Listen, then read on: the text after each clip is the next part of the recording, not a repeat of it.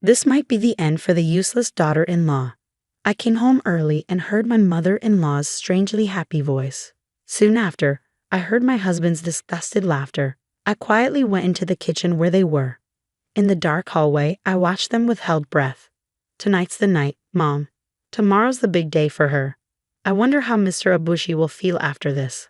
I can't wait, my mother-in-law said with a smirk, making a nasty face. She was putting something she had in her head into a pot. I was shocked but also determined. If that's what you're going to do, I dare you to take the bait. They're forgetting the most important thing. This is what I do best, so I'm looking forward to it. My name is Pamela. I've been married for 3 years now and I'm a housewife. Our story is a bit different. It all started when my husband, Luke, fell in love with me while I was on stage. I was a stage actress before we got married. I was quite successful in my acting career. I was busy, but I loved it more than anything. I enjoyed the excitement of being on stage every day. It felt fun and rewarding, and I knew it was my calling. I even had some fans, and one of them was Luke. Luke came to see my plays every day with great enthusiasm. Since he was a friend of someone else in the theater company, we started going out to dinner and eventually began a relationship that led to marriage. Luke was incredibly kind and happy just to be with me, probably because he had always been a fan. He did everything for me, and his love was so strong that it sometimes surprised me. When he cried and said, "I do this because I love you, Pam, please understand," I would forgive him. I guess that's the weakness of love. Our relationship was going well, and I thought our marriage would work out. But married life turned out to be different from what I expected. What bothered me was my mother-in-law. She didn't like that I was acting. She said that if I was going to be a wife, I had to give up acting and focus on housework. Most importantly, she insisted that a wife's main job was to have children. She even forced me to quit the theater company. Even Luke, who was usually so nice, seemed to put his mother before me. When she was involved, he would hide my scripts so I couldn't go to work. He wouldn't let me into the house if I was late for practice and would interfere with my work. I tried talking to Luke and asking him to let me continue working, but he wouldn't listen. It was frustrating, but I knew that if I kept pushing, it would cause problems for the theater company. In the end, I decided to focus on being a housewife first because my mother-in-law kept insisting that I needed to have a child. So I agreed to concentrate on housework until we had a child, planning to return to work once the child was a bit older. I didn't want to have a child with Luke, but once I became a housewife, my mother-in-law's sarcasm only got worse. Our apartment was just a 20-minute drive from her house. Since her husband had passed away a few years ago, she came over every day. She would eat leftovers without asking, complain about the food being too seasoned, and rummage through things without permission, always finding something to complain about. When I was a stage actress, going to work was my joy. Now that I'm a housewife, I can't find any peace. My mother-in-law interferes with everything I do, from morning till night, and complains about it all. The stress is overwhelming. Even Luke, who used to be so kind, became cold towards me. He would say things like, "You're a useless wife. All you do is stay home and be quiet. Don't talk back. Just do the housework." He started treating me just like his mother did.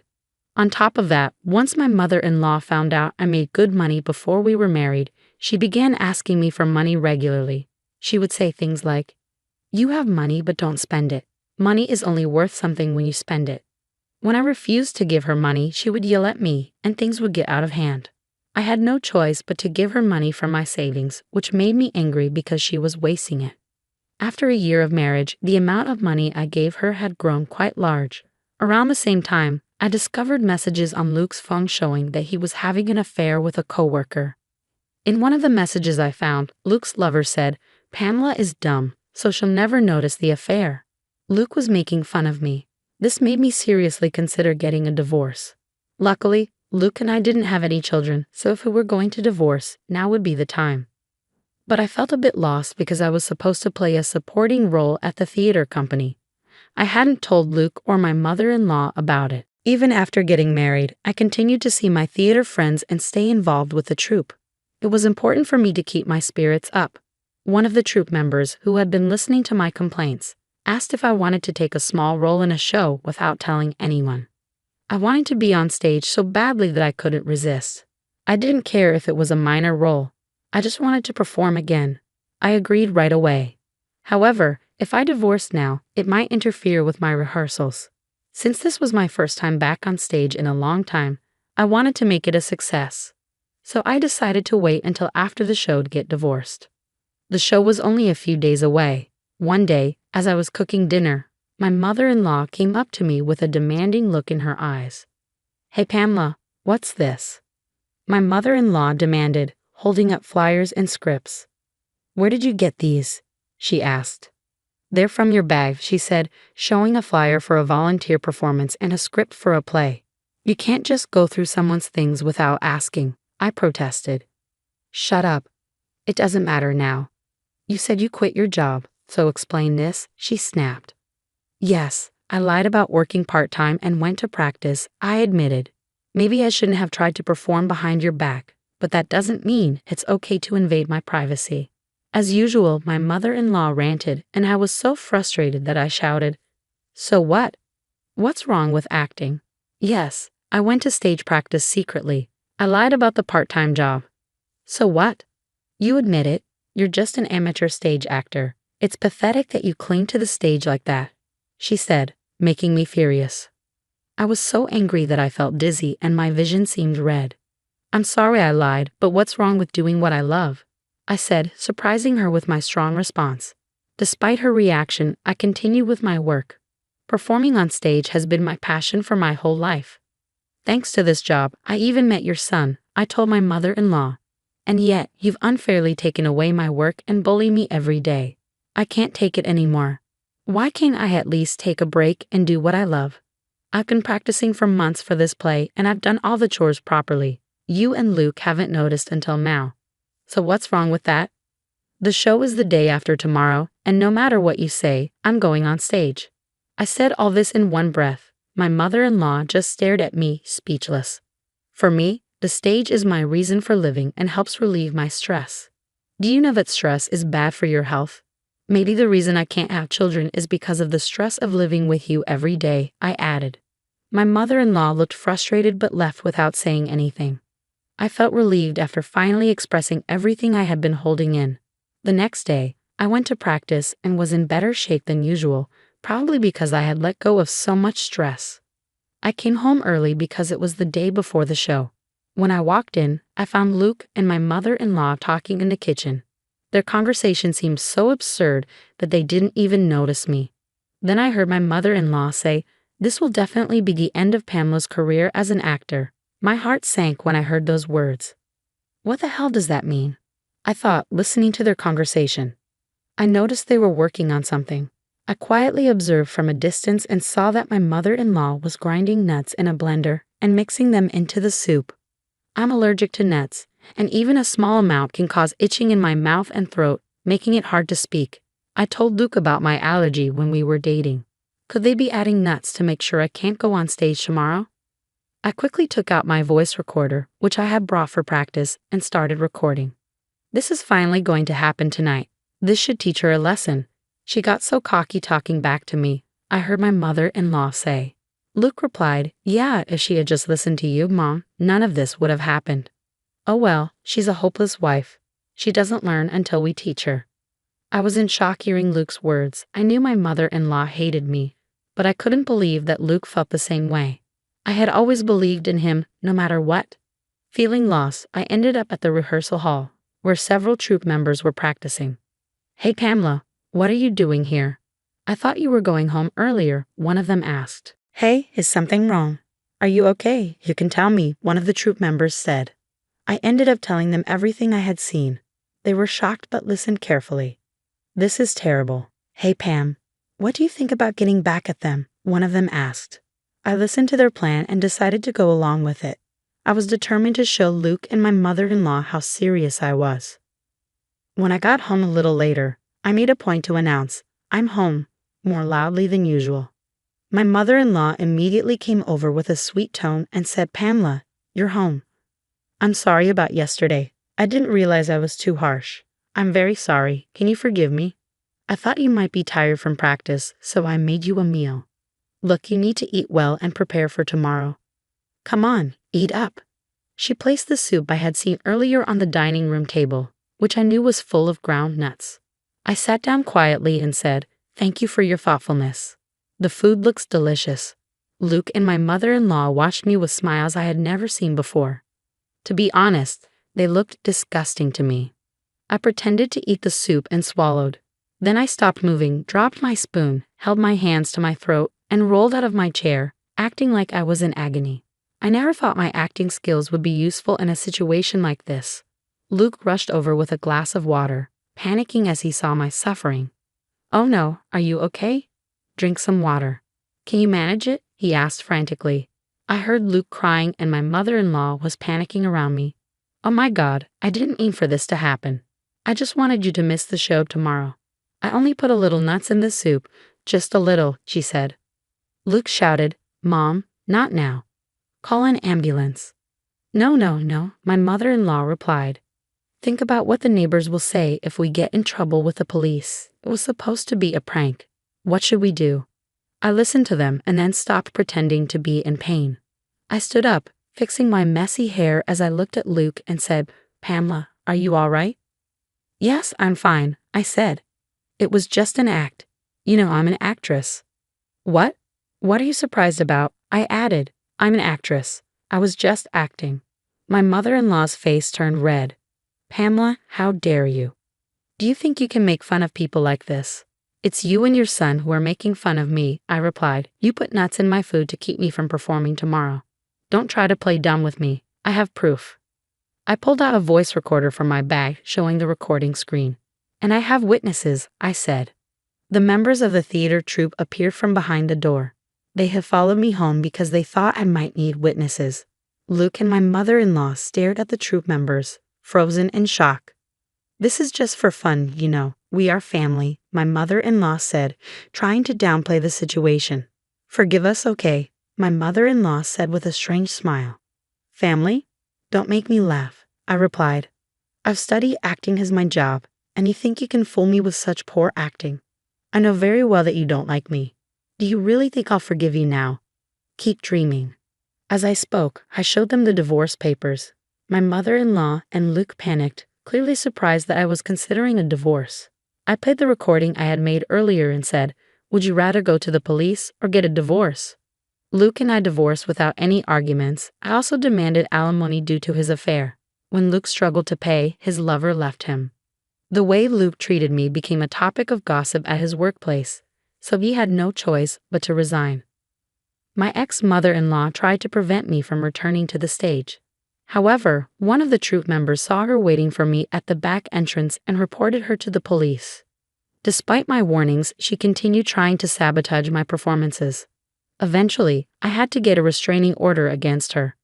My ex-husband is still unemployed, and his mother's arrest has made them a neighborhood spectacle. They've been living a difficult life, trying to stay out of sight. I'm happy to be back on stage, which I love. It's where I feel most at ease. I'm not saying I'll never get married again, but for now, I'm content with my work and my life as an actress. Thank you for watching until the end. Please subscribe to our channel if you enjoyed this story. See you in the next video. "Lila, don't play with your food," Nathan scolded, his eyes narrowing at our 10-year-old daughter. I tensed, bracing for another evening filled with his criticism. As I opened my mouth to defend Lila, she abruptly pushed her plate aside, the contents spilling onto the pristine tablecloth. "I'm sorry, Daddy," she said, her voice trembling. "I didn't mean to." Nathan slammed his fist on the table, making us both flinch. "How many times have I told you? We don't waste food in this household." My heart raced as his face reddened, the vein on his forehead pulsing. I knew that look all too well, the precursor to his rage. Before I could intervene, Lila's small hand reached out and knocked over Nathan's prized baseball, signed by Babe Ruth himself. It rolled off the table and hit the floor with a sickening thud. Time seemed to freeze as Nathan's eyes widened in disbelief. He turned his glare towards Lila, who shrank in her chair. "You little brat! Do you have any idea how much that's worth?" As he rose from his seat, I placed a trembling hand on his arm. "Nathan, please. It was an accident." He shrugged me off, his attention fixated on our daughter. "This is unacceptable behavior, Lila. You need to learn some respect." Lila's lips quivered and tears streamed down her cheeks. "I'm sorry, Daddy. I'm really, really sorry." To my horror, Nathan reached for his belt, and I knew what would come next. It was a pattern I'd witnessed countless times, his escalating rage followed by physical punishment under the guise of discipline. But this time, something shifted in Lila's eyes. Her tears stopped, and she straightened her back, her gaze locking with Nathan's. "No, Daddy. I won't let you hurt Mommy anymore." My breath caught in my throat as Lila's words hung in the air like a heavy curtain, lifting to reveal the ugly truth I'd been denying for years. Nathan froze, his face contorted in rage and confusion. "What did you say?" Lila turned to me, her expression a mixture of determination and sorrow. "Mommy, I've seen the way he treats you, the yelling, the pushing, the bruises you try to hide. It's not right." My carefully constructed facade crumbled as tears spilled down my cheeks. All the times I'd made excuses, all the lies I'd told myself and others, they unraveled in that single heart-wrenching moment. Nathan's face drained of color as he stared at us, his mouth agape. For once he was speechless, stripped of his control and power. In that surreal silence, I realized that my sweet, brave daughter had given me the strength I'd been lacking all these years. The strength to face the truth, to protect her, and to break free from the cycle of abuse that had become my life. As I wrapped my arms around Lila, holding her close, I knew our lives would never be the same. But for the first time in a long time, I felt a glimmer of hope. A hope for a future free from fear and oppression. A future where love triumphed over violence. The shattered remains of Nathan's prized baseball lay scattered on the floor, a fitting metaphor for the illusion that had just been destroyed. And in that moment, I vowed to never let anyone control or diminish me again. The aftermath of that fateful dinner was like a bomb going off in our household. The silence that followed Lila's revelation was deafening, broken only by the occasional clatter as Nathan paced back and forth, running his hands through his disheveled hair. "How dare you?" he seethed, shooting daggers at Lila with his eyes. "How dare you disrespect me like this in my own home?" Lila flinched, but held her ground. "I'm sorry, Daddy, but I won't let you hurt Mommy anymore." Nathan whirled to face me, his face contorted with rage. "Is this true, Janelle? Have you been filling her head with lies about me?" I swallowed hard, my heart pounding in my chest. This was the moment I dreaded for years, the confrontation that could either set me free or trap me further in his web of control. "No, Nathan," I said, my voice surprisingly steady. "Lila's telling the truth. I can't pretend anymore." His eyes narrowed, and he took a step towards me, his fists clenched at his sides. "Pretend? You think this is some kind of game?" Before he could advance further, Lila stepped between us, her small frame trembling but her eyes blazing with determination. "Don't you touch her!" Nathan recoiled as if struck, his expression a mix of disbelief and fury. "How dare you speak to me like that, you ungrateful little brat!" "Don't call her that!" I snapped, surprising even myself with the force of my words. Nathan's head whipped towards me, and for a moment I thought he might strike me, but something in my defiance seemed to give him pause. "This is your doing, Janelle," he hissed. "You've turned my own daughter against me." I shook my head, feeling a strange calm settle over me. "No, Nathan, I've done nothing but endure your rage and abuse for far too long. Lila's just the one brave enough to see the truth." His face reddened, and he opened his mouth to retort, but I held up a hand, cutting him off. "I'm done, Nathan. I'm done living in fear, walking on eggshells around you, making excuses for your behavior. It stops now." A flicker of uncertainty crossed his features, and for the first time I saw a crack in his armor of control. "You can't be serious," he scoffed. But his words lacked their usual conviction. "I've never been more serious in my life," I said, my voice steady and unwavering. "This ends tonight."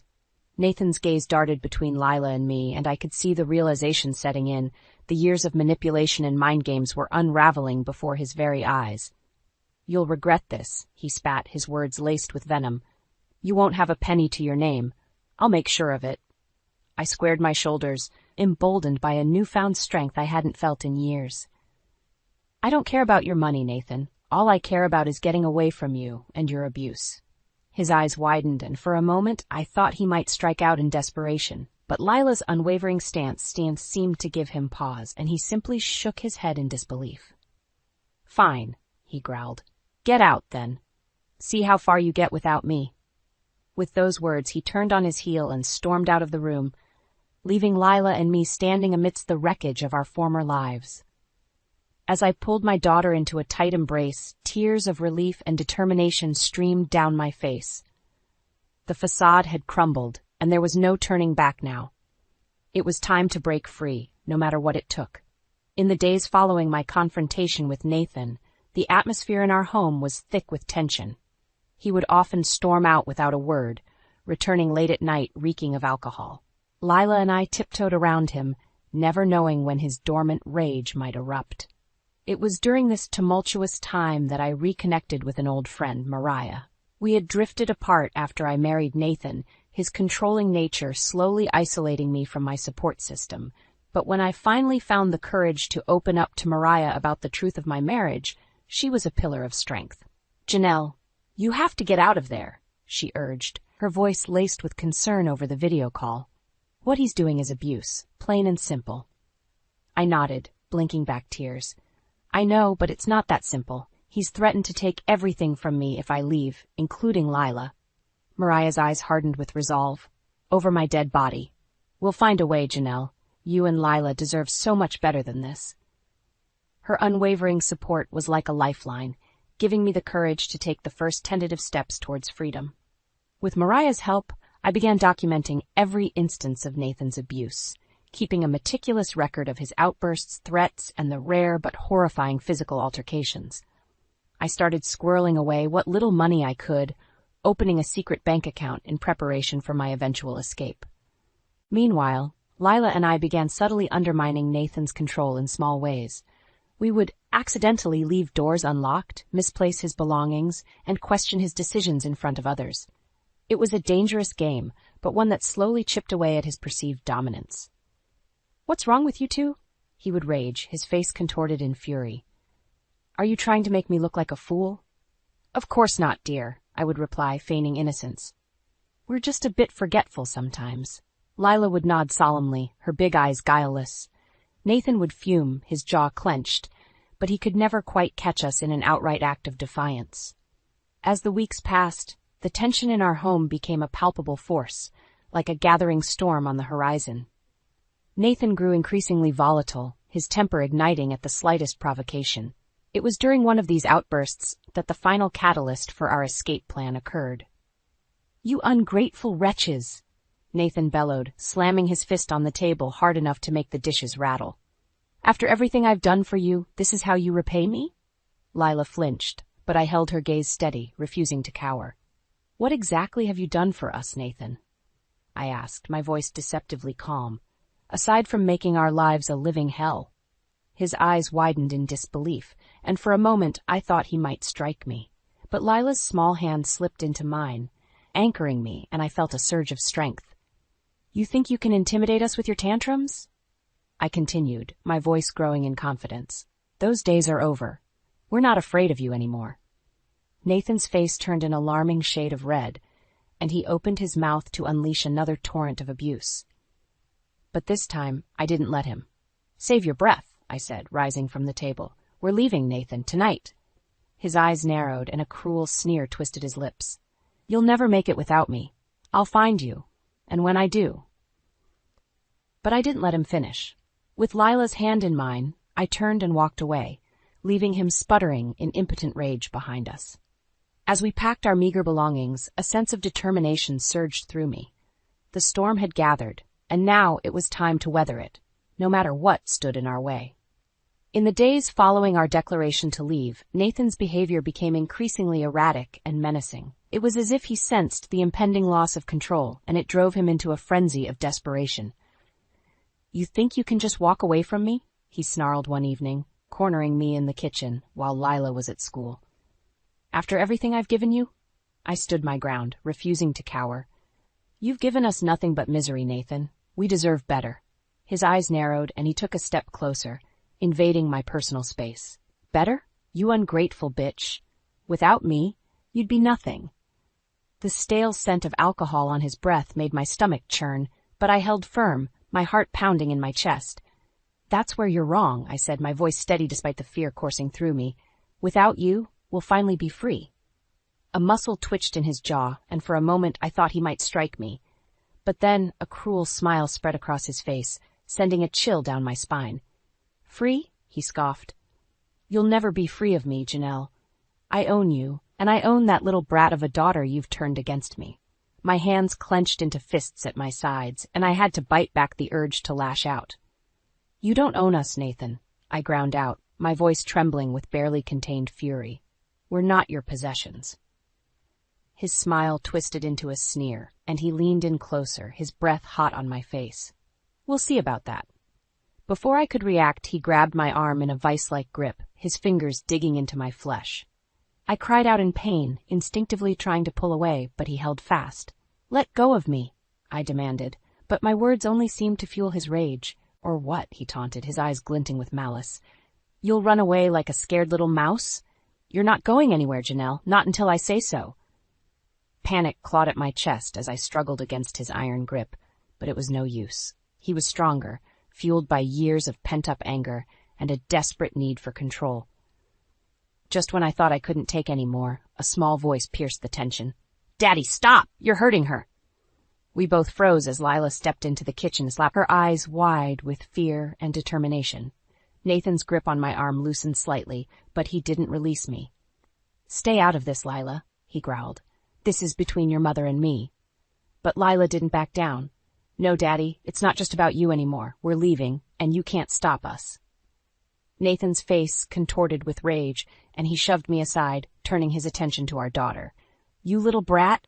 You think you can talk to me like that?" Before he could take a step towards her, I placed myself between them, my heart pounding with a mixture of fear and resolve. "Don't you dare touch her," I warned, my voice low and unwavering. Nathan's eyes widened in disbelief, and for a moment he seemed taken aback by my defiance. "Or what?" he sneered, but there was a flicker of uncertainty in his gaze. I squared my shoulders, drawing strength from Lila's unwavering presence behind me. "Or you'll regret it," I said, my words carrying a weight and conviction I'd never felt before. "This ends now, Nathan. One way or another, we're walking out of here, and you can't stop us." His eyes narrowed, and he clenched his fists at his sides, his whole body trembling with barely contained fury. For a moment I thought he might strike out in a blind rage. But then something shifted in his expression, a glimmer of realization that his power was slipping through his fingers like sand. With a snarl of impotent rage, he turned and stormed out of the kitchen, leaving Lila and me standing together, our bond stronger than ever. As I pulled my daughter into a fierce embrace, I knew that the tide had turned. Nathan's desperation had pushed us to our limits, and now there was no going back. The time for our escape had come. In the aftermath of Nathan's explosive outburst, Lila and I huddled together, our hearts still racing from the confrontation. It was a harsh reminder that our plan to escape had to move forward, no matter the risks. As I held my daughter close, trying to soothe her trembling, a sudden knock at the door made us both jump. My blood ran cold, fearing it was Nathan, returned to unleash his fury once more. But when I cautiously peered through the peephole, I was greeted by an unexpected sight. Nathan's business partner, Michael, shifting nervously on the doorstep. "Janelle," he said in a hushed voice when I cracked the door open. "I need to talk to you. It's important." I hesitated, glancing back at Lila, who nodded in silent encouragement. With trembling hands, I ushered Michael inside, my mind racing with possibilities. Once the door was closed, Michael didn't waste any time. "Janelle, I know what's been going on," he said, his voice laced with a mix of shame and determination. "The way Nathan treats you, the way he rules through fear and intimidation, it's not right." My heart skipped a beat as I processed his words. Had our struggles been visible to outsiders all along? Michael must have sensed my trepidation, for he pressed on. "I'm not the only one who's seen it, Janelle. There are others at the firm who know the truth about Nathan's behavior, both at home and at work." A flicker of hope ignited within me, even as dread coiled in my stomach. If Nathan's colleagues were aware of his true nature, it could either be our salvation or our downfall. "What do you mean?" I asked, my voice barely above a whisper. Michael's gaze hardened with resolve. "We've been documenting his actions, gathering evidence of his unethical practices and abuse of power. It's only a matter of time before the truth comes out and he's held accountable." I couldn't help but glance at Lila, a silent question in my eyes. She gave a slight nod, and I turned back to Michael, steeling my nerves. "And what does this have to do with us?" I asked, my voice stronger now. Michael's expression softened, a hint of sympathy in his eyes. "Janelle, we know what he's put you through, and we want to help." My breath caught in my throat as the weight of his words settled over me. Help, a lifeline we hadn't dared to hope for. "How?" I asked, my voice trembling with a mix of hope and trepidation. Michael reached into his jacket pocket and produced a small flash drive. "This contains evidence of Nathan's misdeeds, both personal and professional. Enough to ensure he can never hurt you again." He extended the drive towards me, his gaze unwavering. "Take it, Janelle. Use it to protect yourself and your daughter, and know that you have allies, even in the shadows." My hand trembled as I reached out and took the drive, its weight seeming to anchor me in that surreal moment. Allies. A concept so foreign yet so desperately needed. "Thank you," I whispered, my voice thick with emotion. "I don't know what to say." Michael shook his head, a grim smile tugging at his lips. "Don't thank me, just promise me you'll use it to get away from him. For good." I nodded, resolute determination surging through me. "I promise." As Michael turned to leave, he paused, his hand on the doorknob. "One more thing, Janelle. Be careful. Nathan is a dangerous man, and he'll stop at nothing to maintain his control." His words sent a chill down my spine, but I refused to let fear rule me any longer.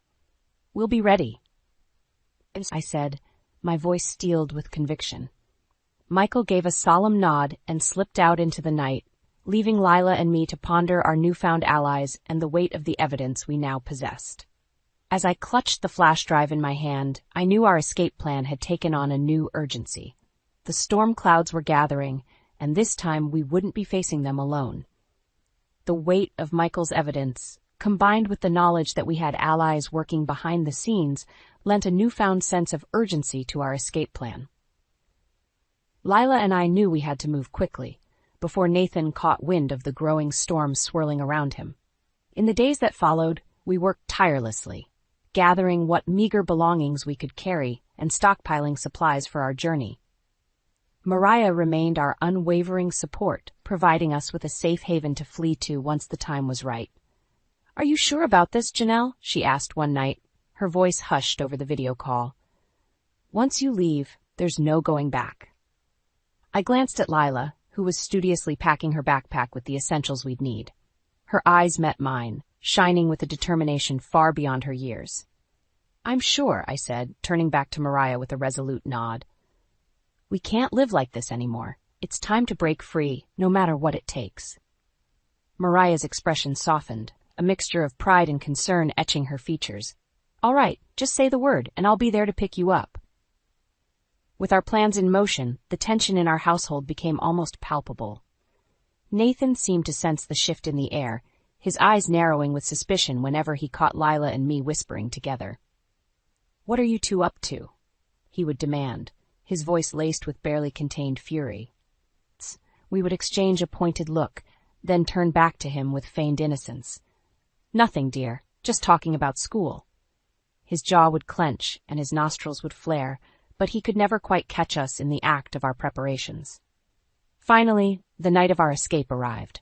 Nathan had stormed off after another explosive argument, leaving us a narrow window of opportunity to slip away undetected. "Are you ready?" I asked Lila, my heart pounding in my chest as we gathered our meager belongings. She nodded, her small face set in a mask of determination that both broke and swelled my heart. "Ready, Mom." With trembling hands, I dialed Mariah's number, the burner phone feeling like a lifeline in my grasp. "It's time," I whispered when she answered, my voice thick with a mix of fear and exhilaration. "I'm on my way," Mariah responded, her voice steady and reassuring. "Stay strong, Janelle. Help is coming." As we waited for Mariah's arrival, every creak and groan of the old house seemed amplified, setting my nerves on edge. What if Nathan returned early? What if he caught us before we could escape? But then a familiar car pulled up outside, and Lila's small hand slipped into mine, anchoring me in the moment. "Let's go, Mom," she said, her voice trembling but her eyes shining with determination. With a deep breath, I shouldered our meager belongings and followed my daughter out into the night, leaving behind the prison of our former life. As we slipped into Mariah's waiting car, I couldn't help but glance back at the house one last time. The curtains in Nathan's study fluttered, and for a fleeting moment I thought I saw his silhouette in the window, watching our escape. A shiver ran down my spine, but I refused to let fear take hold. Not this time. "Drive," I said, my voice firm and unwavering. Mariah didn't need to be told twice.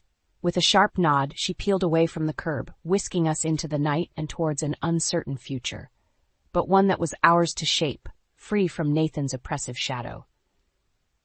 As the miles stretched between us and our former prison, I felt a weight lift from my shoulders, replaced by a sense of exhilaration and newfound determination. We were free.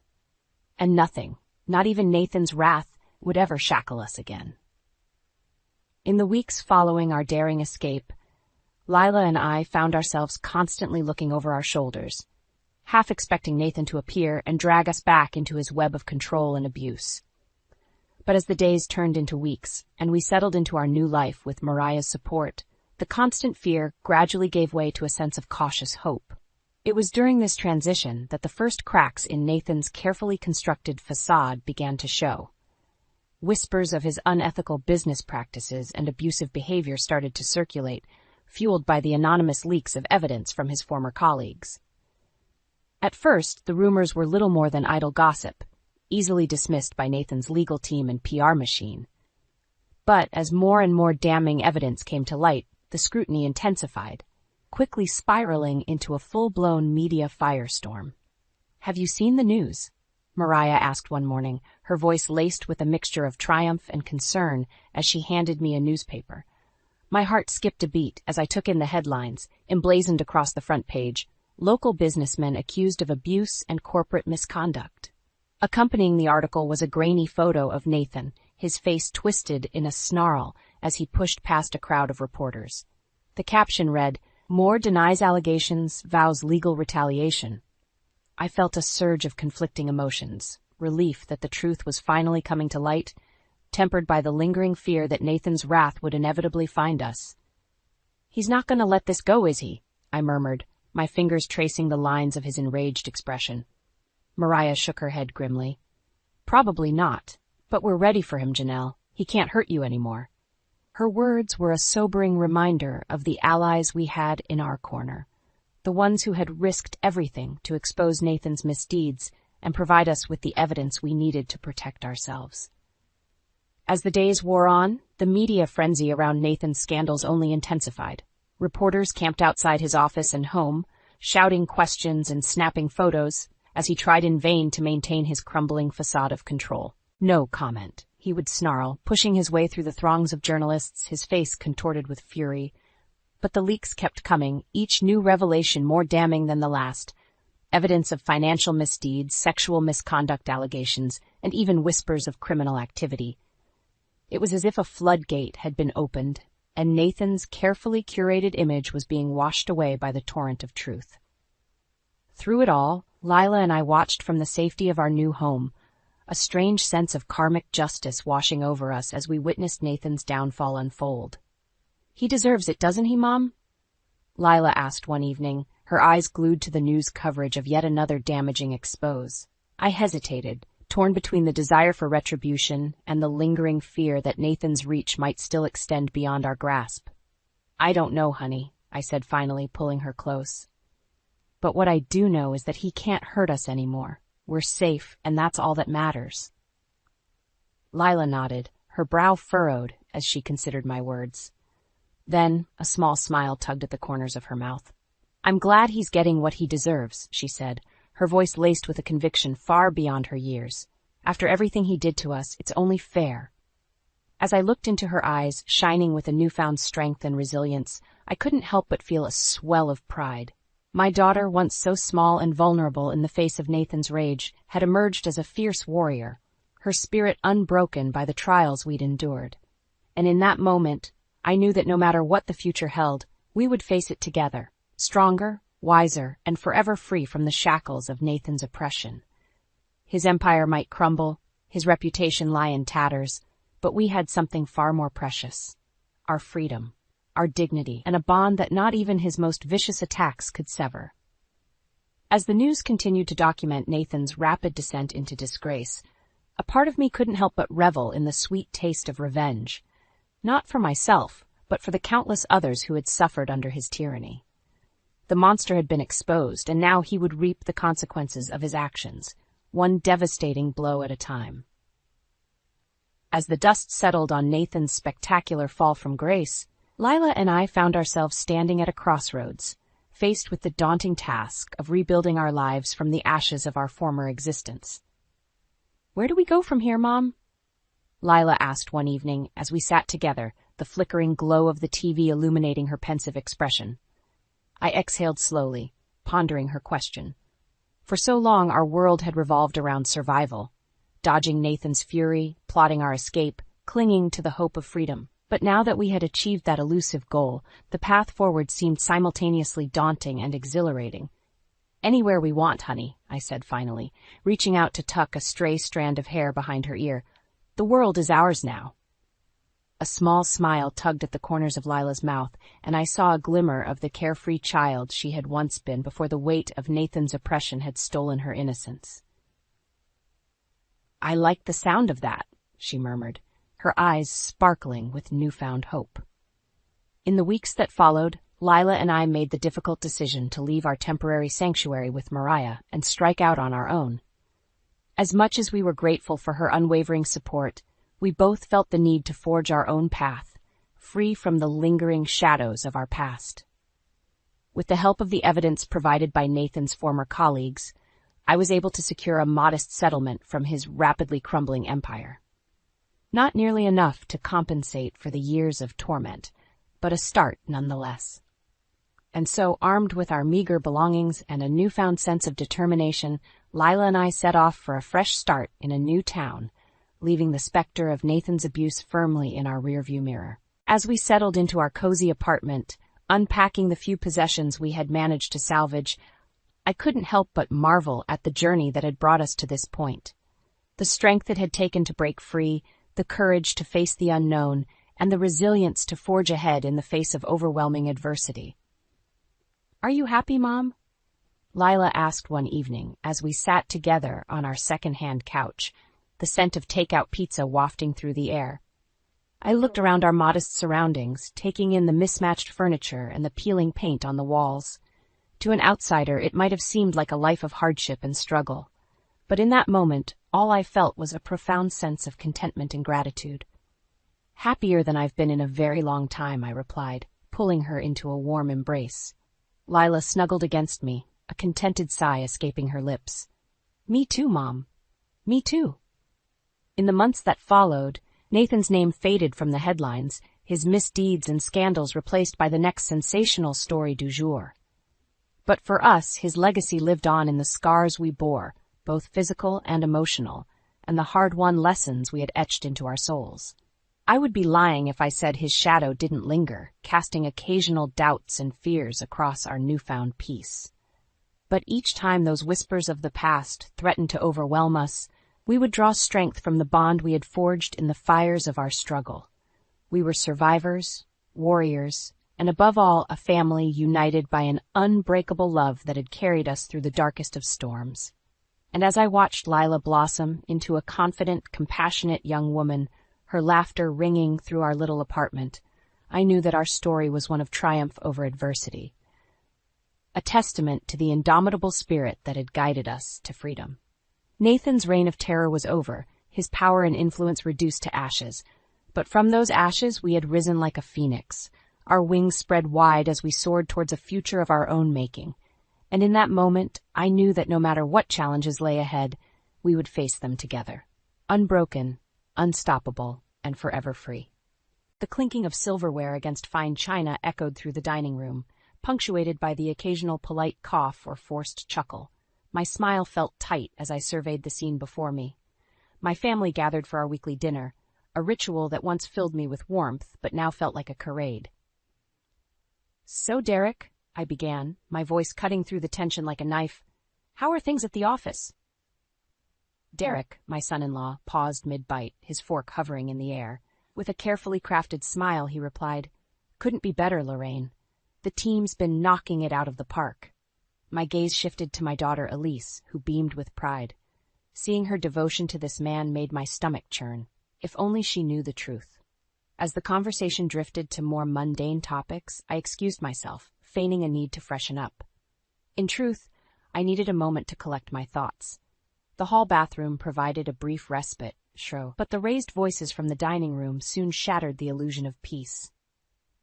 "Can't keep this up forever." Derek's hushed tone carried an unmistakable edge. "We need to act fast before she catches on." My breath caught in my throat as realization dawned. He was plotting something, and it involved my late husband's company, the business I had poured my heart and soul into preserving. Pressing my ear against the door, I strained to make out Elise's muffled response. "But Mom, she'll never agree to it." "Then we don't give her a choice," Derek snapped. "This is our chance to secure our future, and I won't let anyone stand in our way, not even your mother." The weight of his words hit me like a ton of bricks. My own daughter conspiring against me with her husband, the man I had once welcomed into our family with open arms. Tears stung my eyes as I fought the urge to burst through the door and confront them. Steeling myself, I took a deep breath and rejoined them, plastering on a smile that belied the turmoil raging within me. As I caught Derek's satisfied smirk, a newfound determination took root. He had no idea what he was up against. This was war, and I would do whatever it took to protect my husband's legacy, even if it meant going against my own flesh and blood. The days following that fateful dinner crawled by, each one more excruciating than the last. Elise remained distant, her once warm demeanor replaced by a guarded chill that cut deeper than any knife. Derek, on the other hand, strutted around with an infuriating smugness, as if he'd already won. I knew I had to act fast, but I needed proof of his misdeeds. Something concrete to shatter his carefully constructed facade. That's when I stumbled upon the financial records hidden in his study. "Elise, you need to see this," I urged, thrusting the incriminating documents into her hands. Her brow furrowed as she scanned the pages. "What is all this?" "Evidence that your precious husband has been embezzling from the company," I spat, my anger boiling over. "He's been bleeding us dry for years, right under our noses." Elise recoiled as if struck, her expression a mixture of disbelief and hurt. "Mom, how could you accuse Derek of something like that? These numbers, they must be a mistake." "A mistake?" I let out a bitter laugh. "Open your eyes, Elise. That snake has been playing us both for fools."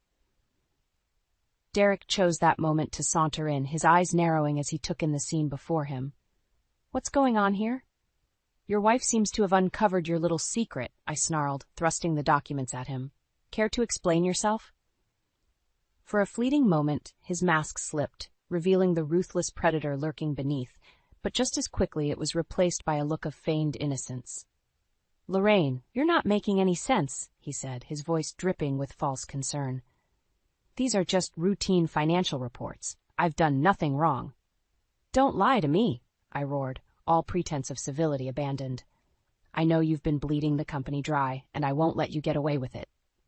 Derek's veneer finally cracked, his true colors bursting forth in a torrent of rage. "You stupid old woman! You have no idea what you're up against." He turned to Elise, his eyes pleading. "Sweetheart, you have to believe me. Your mother's lost her mind." Elise stood frozen, her gaze darting between us, torn between the man she loved and the mother who had raised her. In that moment, I saw the first glimmer of doubt flicker across her face. She faltered, her voice small and uncertain. "I don't know what to believe anymore." With a contemptuous sneer, Derek wrapped his arm around her shoulders, pulling her close. "Don't worry, my love. We'll get through this together, no matter what it takes." As they turned and left the room, I sank into the nearest chair, my hands trembling with a potent mix of rage and sorrow. The battle lines had been drawn, and there would be no turning back.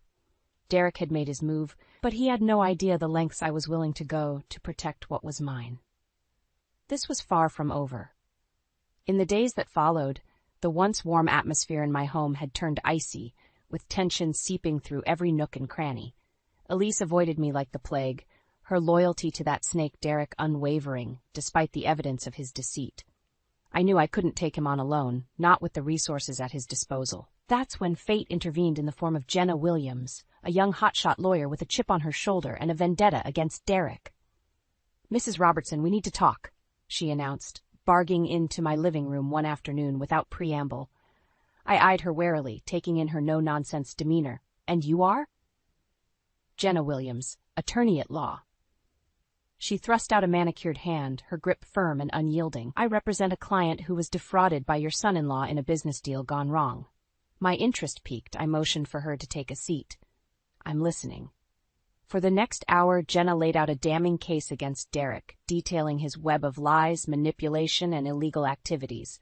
By the time she finished, my blood was boiling. "That snake has been playing us all," I growled, slamming my fist on the coffee table. "He needs to be stopped." Jenna's eyes gleamed with a predatory light. "That's where you come in, Mrs. Robertson. With your insider knowledge and my legal expertise, we can bring Derek down once and for all." I hesitated, the weight of her proposition hanging heavy in the air. Could I really go to such lengths, even if it meant turning against my own daughter? As if sensing my hesitation, Jenna leaned forward, her gaze intense. "Look, I get it. Family loyalty is a powerful thing. But ask yourself this: how far is Derek willing to go to protect his interests? Do you really think he has your daughter's best interests at heart?" Her words struck a nerve, reigniting the fury that had been simmering within me. Derek was a cancer, slowly poisoning everything he touched. If I didn't act, he would destroy not only the company, but my family as well. Squaring my shoulders, I met Jenna's gaze head-on. "All right, Miss Williams, I'm in. Let's take that son of a bitch down." A feral grin spread across her face as she extended her hand. "It's a pleasure doing business with you, Mrs. Robertson." As our hands clasped, sealing our unholy alliance, I felt a renewed sense of determination coursing through my veins. Derek might be a formidable foe, but he had no idea what he was up against. Together, Jenna and I would expose his lies and bring him to his knees, no matter the cost. The game was on, and I intended to play for keeps. The days melted into weeks as Jenna and I worked tirelessly to gather evidence against Derek. Every phone call, every late-night meeting carried the weight of our mission, to expose his misdeeds and bring him to justice, no matter the cost. "We need more," Jenna growled, slamming her fist on the table laden with financial records and incriminating documents. "This is damning, but not enough to guarantee a conviction." I pinched the bridge of my nose, exhaustion weighing heavy on my shoulders. "What else do you need? I've given you everything I could find." Jenna leveled her steely gaze at me. "We need a smoking gun, something irrefutable that proves his intent to defraud the company." As if on cue, my phone buzzed with an incoming call from an unknown number. Frowning, I answered cautiously. "Hello?" "Mrs. Robertson, it's me." The tremulous voice belonged to Derek's assistant, Tina. "I have something you need to see." Within the hour, Tina was seated across from us, her hands trembling as she slid a flash drive across the table. "This contains copies of emails and financial records detailing Mr. Winslow's illegal dealings with offshore accounts." Jenna snatched up the drive, her eyes alight with a predatory gleam. "This is it. The evidence we need to bury that bastard." Tina wrung her hands, her gaze darting between us. "I couldn't stand by and let him destroy the company any longer, not after everything you and Mr. Robertson built." Reaching across the table, I covered her hand with my own, a surge of gratitude washing over me. "Thank you, Tina. You're a brave woman." She offered a weak smile before rising to her feet. "Just make sure he pays for what he's done." As the door clicked shut behind her, Jenna let out a low whistle. "She's got guts. I'll give her that." "We all do what we must?" I murmured, my thoughts drifting to Elise and the sacrifices I was willing to make to protect her future. Jenna's voice snapped me back to the present. "Now that we have what we need, it's time to take that snake down once and for all." The days that followed were a whirlwind of strategy sessions and meticulous planning. We knew Derek wouldn't go down without a fight, so we had to be prepared for anything. Every move, every contingency was calculated with surgical precision. As the crucial board meeting loomed, the tension was thick enough to cut with a knife. Derek remained oblivious to our efforts, strutting around with his usual arrogant bravado. Little did he know, his world was about to come crashing down around him. The night before the meeting, I found myself staring out the window, watching the moonlight dance across the backyard where Elise used to play as a child. So much had changed. So many bonds frayed in the pursuit of justice. But as I clutched the damning evidence in my hands, I knew there was no turning back. Derek had made his bed, and now he would lie in it. Come morning, the game would reach its climax, and I intended to be the last one standing. The familiar hum of the office should have been comforting, but as I strode down the hallway, briefcase in hand, a sense of trepidation gnawed at me. Today was the day, the culmination of weeks of planning, strategizing, and sleepless nights. Morning, Mrs. Robertson. Derek's cheerful voice cut through the din like a hot knife through butter. He fell into step beside me, that ever-present smirk plastered across his face. You're looking radiant as always. I suppressed a shudder, forcing a tight smile. Derek, I trust you're prepared for today's meeting? Of course, he replied, his tone dripping with false sincerity. I always come prepared. If only he knew the truth, that this very meeting would be his undoing. Jenna and I had spent countless hours rehearsing, ensuring every detail was accounted for, every contingency planned for. As we rounded the corner, I caught sight of Elise hovering near the conference room door. Her brow furrowed when she spotted us, and I could see the conflict raging behind her eyes. Mom, she began, her voice catching in her throat. Can we talk for a minute? Derek shot her a warning glance, but I raised a hand, silencing him. Of course, dear.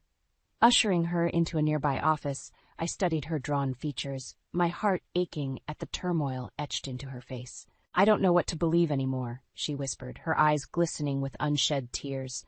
Derek swears he's innocent, but there's just something off about the way he's been acting lately. I longed to pull her into my arms, to shield her from the harsh realities we were about to face, but I knew this was a battle she needed to fight on her own. Listen to your instincts, Elise, I murmured, cupping her cheek. Deep down, you know the truth. She opened her mouth to respond, but a sharp rap on the door cut her off. 5 minutes to go, Jenna called out, her voice laced with urgency.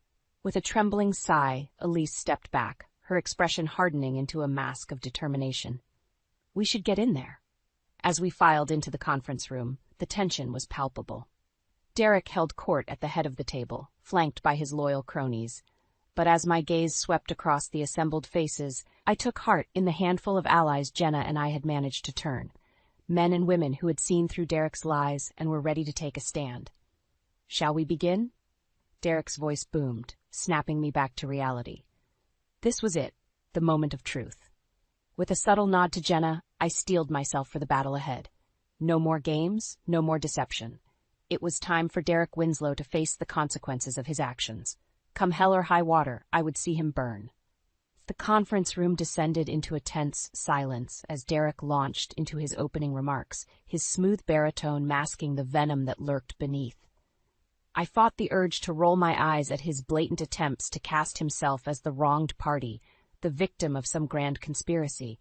Jenna caught my eye from across the table, a silent signal passing between us. It was time. If I may interject, I called out, my voice ringing with a confidence I didn't quite feel. All eyes swiveled in my direction, and I could sense Derek's irritation simmering beneath the surface. Mrs. Robertson, he drawled, his tone laced with forced patience. I was under the impression this was a board meeting, not a therapy session for your delusions. A ripple of unease swept through the room, but I held my ground, leveling my gaze at the man who had once been like a son to me. I think it's time we address the elephant in the room, Derek. His eyes narrowed, but I pressed on, nodding at Jenna to cue the projector. For years, you've been bleeding this company dry through a complex web of offshore accounts and dummy corporations. As the damning financial records flickered across the screen, a hush fell over the attendees. Even Derek's staunchest allies shifted uncomfortably in their seats, the weight of the evidence undeniable. Derek, however, maintained his composure, a derisive chuckle escaping his lips. Really, Lorraine? This is what you've resorted to?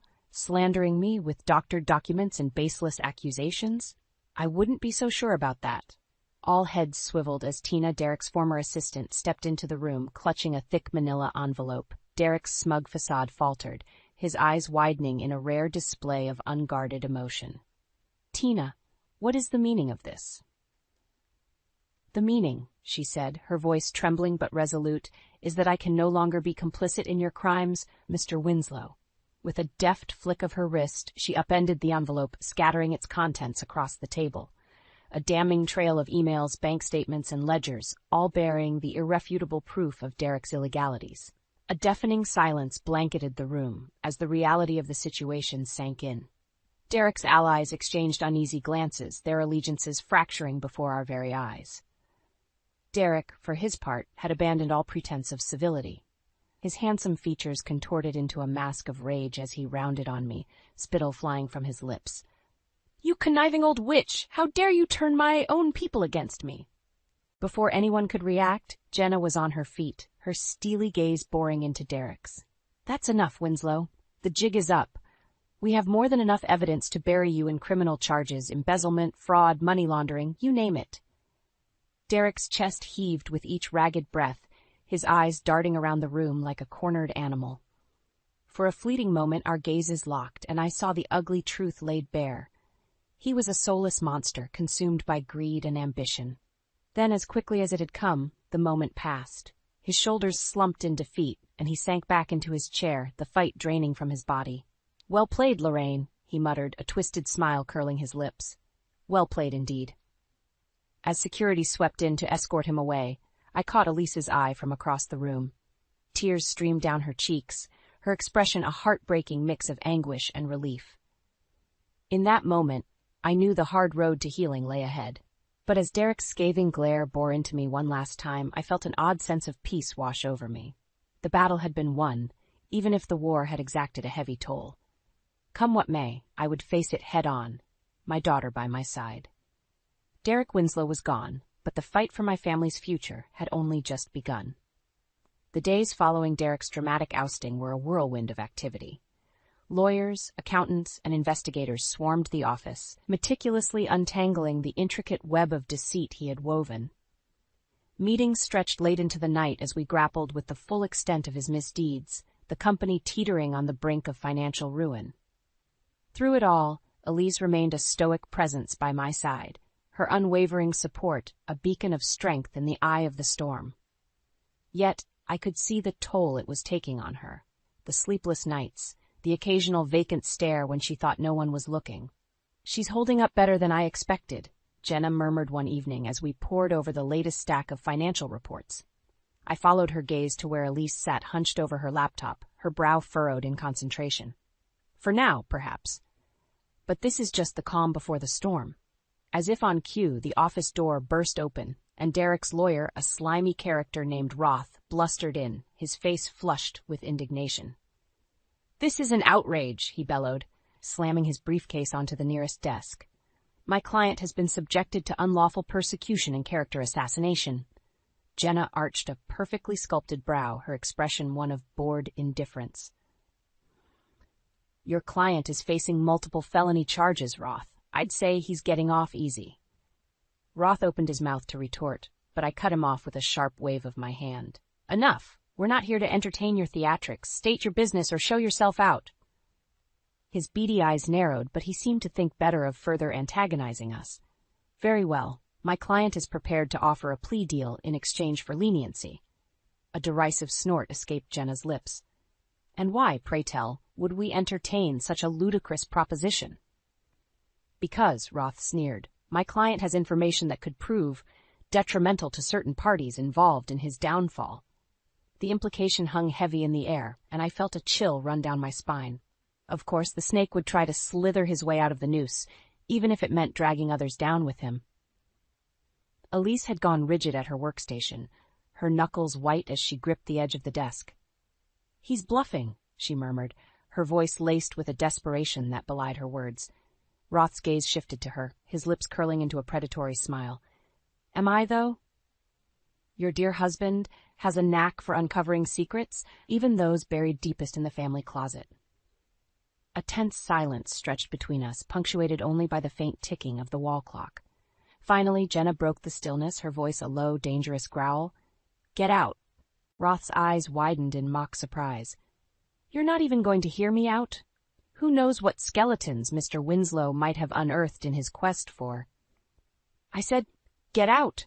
Jenna was on her feet now, her finger jabbing the air mere inches from Roth's pallid face.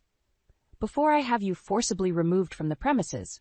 For a moment it seemed he might press his luck, but something in Jenna's steely gaze must have given him pause. With a disdainful sniff, he snatched up his briefcase and turned on his heel, muttering curses under his breath as he stormed out. The office descended into a heavy silence, the weight of Roth's thinly veiled threats hanging over us like a dark cloud. Elise's shoulders trembled, and I moved to her side, enveloping her in a fierce embrace. "It'll be all right, sweetheart," I murmured, stroking her hair. "That snake has no venom left to strike with." Yet even as the words left my lips, a tendril of doubt snaked its way into my heart. Derek was a master manipulator, and if there was one thing I'd learned, it was never to underestimate his capacity for cruelty. The battle might have been won, but the war was far from over.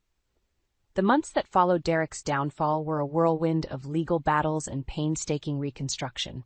As the dust settled, the true extent of his betrayal became painfully clear. The company teetered on the brink of financial ruin, its coffers drained by his greed. Yet, through it all, Elise remained a steadfast presence by my side, her resilience a constant source of strength. Together, we pored over financial records, negotiated with creditors, and laid the groundwork for a fresh start, a future untainted by Derek's poisonous influence. "I can't believe he had the audacity to threaten us like that," Elise muttered one evening as we pored over the latest batch of legal documents. I glanced up from the stack of papers, my lips pressed into a grim line. That's just who Derek is, a snake who'll strike at anyone foolish enough to get in his way. Well, he miscalculated this time. There was a steely glint in her eye, a newfound resolve that made my heart swell with pride. We're not going to let him slither back into our lives. As if on cue, Jenna breezed into the room, her hair tousled and a triumphant grin playing across her lips. "Ladies, I come bearing good news." She brandished a thick manila envelope, letting it fall onto the desk with a dull thud. "Derek's plea deal has been finalized. He's looking at a hefty prison sentence, plus financial restitution to the company." A collective sigh of relief escaped our lips, the weight of months of uncertainty finally lifting from our shoulders. Elise's smile was radiant, her eyes shining with unshed tears of joy. "It's really over," she breathed, her voice tinged with disbelief. Jenna's gaze softened as she regarded us both. "Not quite. There's still the matter of rebuilding and moving forward." Her words hung in the air, a sobering reminder of the challenges that lay ahead. For so long, our sole focus had been on excising Derek's cancer from our lives. Now we faced the daunting task of healing the wounds he had inflicted, of reclaiming what was rightfully ours. Yet as I looked around the office, the very heart of my late husband's legacy, I felt a renewed sense of determination coursing through my veins. This was our chance, our opportunity to rise from the ashes and forge a brighter future. "You're right, Jenna," I said, my voice ringing with conviction. "It's time to roll up our sleeves and get to work." The days and weeks that followed were a whirlwind of activity, as Elise and I threw ourselves into the task of rebuilding. We restructured departments, negotiated new contracts, and implemented stricter financial controls, all in an effort to safeguard against any future threats. Through it all, I marveled at the woman my daughter had become, strong, resilient, and fiercely loyal. The shadows of Derek's betrayal still lingered in her eyes, but they were overshadowed by a newfound sense of purpose, a determination to forge her own path. As the sun set on our first day of renewed operations, Elise and I lingered in the empty office, basking in the quiet sense of accomplishment. "Can you believe it, Mom?" she murmured, her gaze sweeping over the familiar surroundings. "We actually did it." I wrapped an arm around her shoulders, pulling her close. "Of course we did, sweetheart. We're Robertson women, tough as nails and twice as stubborn." Her musical laughter filled the air, and in that moment, I knew that no matter what challenges lay ahead, we would face them together, united in our strength and resilience. As the last rays of daylight faded, casting long shadows across the room, I couldn't help but feel a sense of bittersweet nostalgia. So much had changed, so many battles fought and won. Yet in the end, it all came back to this, my family, my legacy, and the unwavering bond that held us together. Derek might have tried to tear us apart, but in doing so, he had only made us stronger. His poisonous influence was but a distant memory, a cautionary tale of what happens when greed and ambition consume a soul. As for us, well, we had a future to forge. One built on the foundations of love, loyalty, and an unbreakable spirit.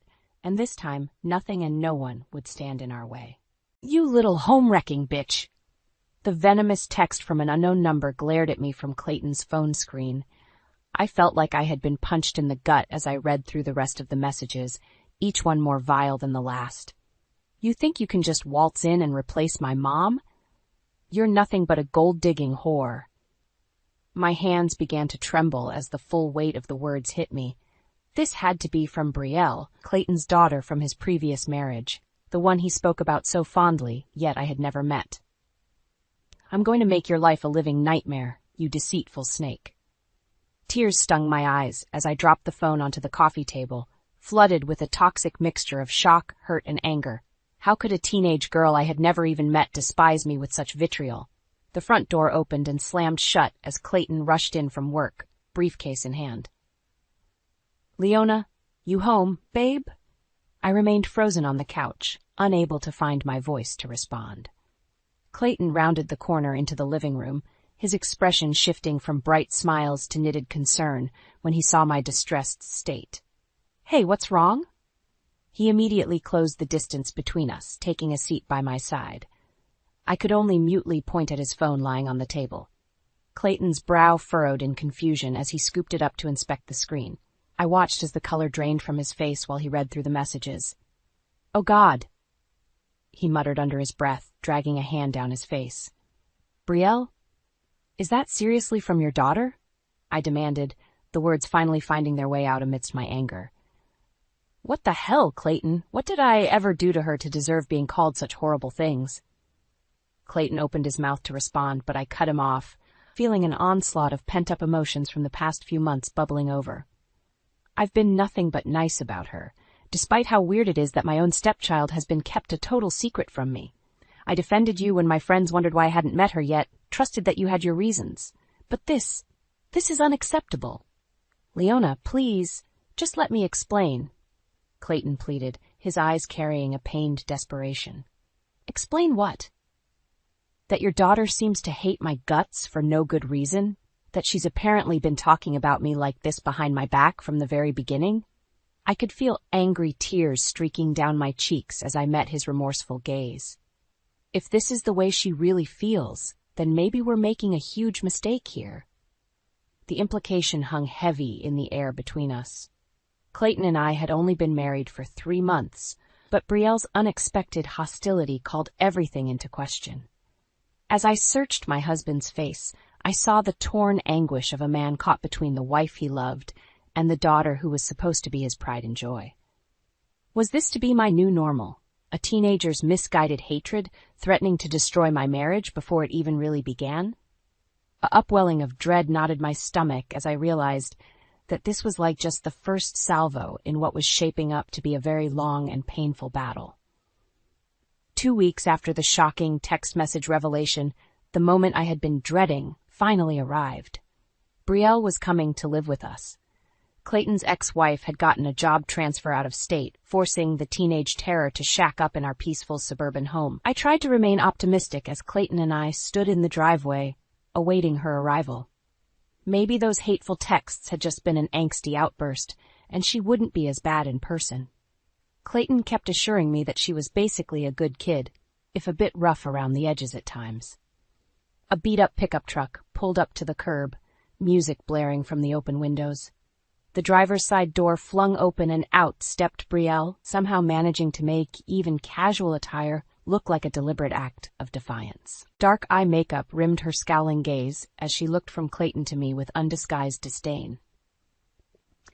My heart sank as I immediately recognized the depth of loathing in her eyes. The messages had been no exaggeration. "Hey, sweetie, it's so good to see you." Clayton started towards her with open arms, obvious affection shining through. Brielle recoiled away from his attempted embrace, scowling even deeper. Yeah, Dad. Can we just get this over with?" An uncomfortable silence hung in the air for a moment. Clayton shot me an awkward grimace before clearing his throat. "Well, you remember my wife Leona, right, honey? We've been really looking forward to you coming to stay with us for a while."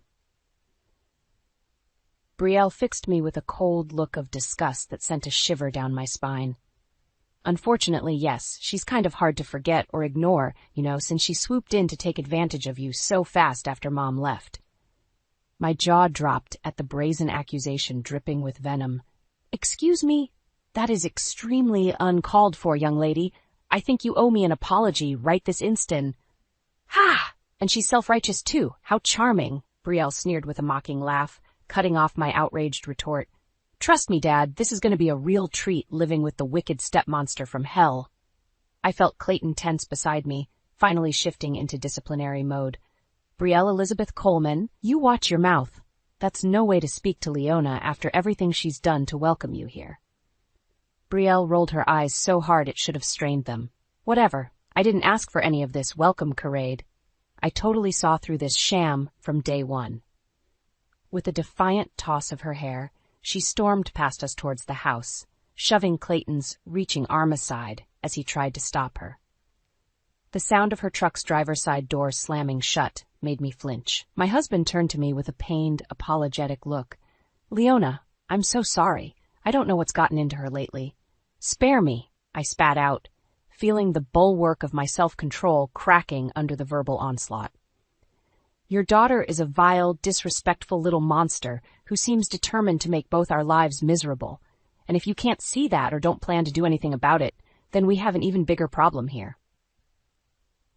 Whirling away from his stunned expression, I stormed into the house and up to the guest bedroom, fighting back angry tears streaking my cheeks. That girl was going to rue the day she decided to take me on. I would make sure of it. If this was how Brielle wanted to play, then game on. That sociopathic brat had just awoken a petty, vengeful side of me that would stop at nothing until she got her bitter attitude in check. One way or another, I was going to make that little monster respect me as the woman of this household. Even if I had to resort to devious, underhanded measures to do it, the gloves were officially off. Things only went from bad to worse after Brielle's dramatic arrival. Over the next few weeks, her behavior became increasingly unhinged and disruptive. She would blast music at all hours, leave messes everywhere, and routinely insult or disparage me to my face. Clayton tried to play referee, but nothing seemed to get through to his darling daughter. The worst incident happened when I was throwing a housewarming party with friends from my book club. I had spent days making sure every detail was perfect, from the decorations down to the inspired menu selections.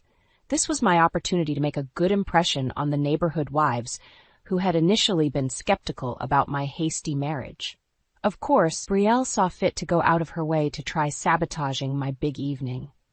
It began with her stalking around the party in an obscenely skimpy outfit, guzzling beer and cursing up a storm right in front of my prim guests. Their expressions of shock and disgust were palpable as she made crude, inappropriate jokes at every opportunity. When I pulled her aside and firmly ordered Brielle to go to her room until the party was over, she loudly called me a stuck-up prude within earshot of everyone gathered. I felt my cheeks flaming red as the guests looked on in mortified silence. Finally reaching my limit, I threatened to call the police and have Brielle taken away if she refused to behave. That twisted smirk crossed her lips, the same one I had come to dread more than anything else. "Yeah, sure, you go ahead and do that," she sneered. "I'll just tell the nice officers all about how you slapped me around last week while drunk for no reason. They'll have to take your abusive ass to jail instead." It was a bald-faced lie, but there was no doubt in my mind Brielle would follow through on her threat.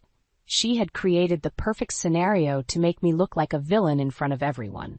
Shaking with rage and humiliation, I watched helplessly as Brielle slinked off without another word. A couple of my friends began whispering and pointing, stealing furtive glances in my direction as the wretched drama unfolded. I could only wonder what kind of sordid gossip that evil girl had planted in their minds. The rest of the evening was nearly ruined for me. No matter how hard I tried to get back into hostess mode and act like nothing had happened, a dark pall had been cast over the festivities. My book club ladies kept their distance, offering me tight smiles and quickly changing the subject any time Brielle's behavior came up. Clayton finally arrived home when it was nearly over, oblivious to the chaos. His apologetic expression told me he had already gotten an earful from Brielle about her warped perspective of the night's events. I didn't even bother arguing with him when he pulled me aside with a grim look and insisted we talk it through. She's out of control, absolutely out of control. I caught one, the other wives murmuring to her friend as the last remaining guests made their way out the door. They both cut their gazes sheepishly towards me, as if they had been caught talking behind my back. Something needed to be done about Brielle, that much was crystal clear. Her venomous campaign of terrorizing me had now bled over into tainting my entire social circle's view of me, too. She wouldn't stop until she had painted me as a wicked, abusive monster to everyone. But what options did I have? Every time I tried to discipline her, Brielle would twist the story to make me seem even worse, and Clayton was too distracted with work and blinded by fatherly love to see the true depths of his daughter's depravity. As if reading my chaotic thoughts, Brielle flashed me a poisonous smile from across the room and mouthed a single word: checkmate. The vicious brat thought she had already won, that I was beaten into submission.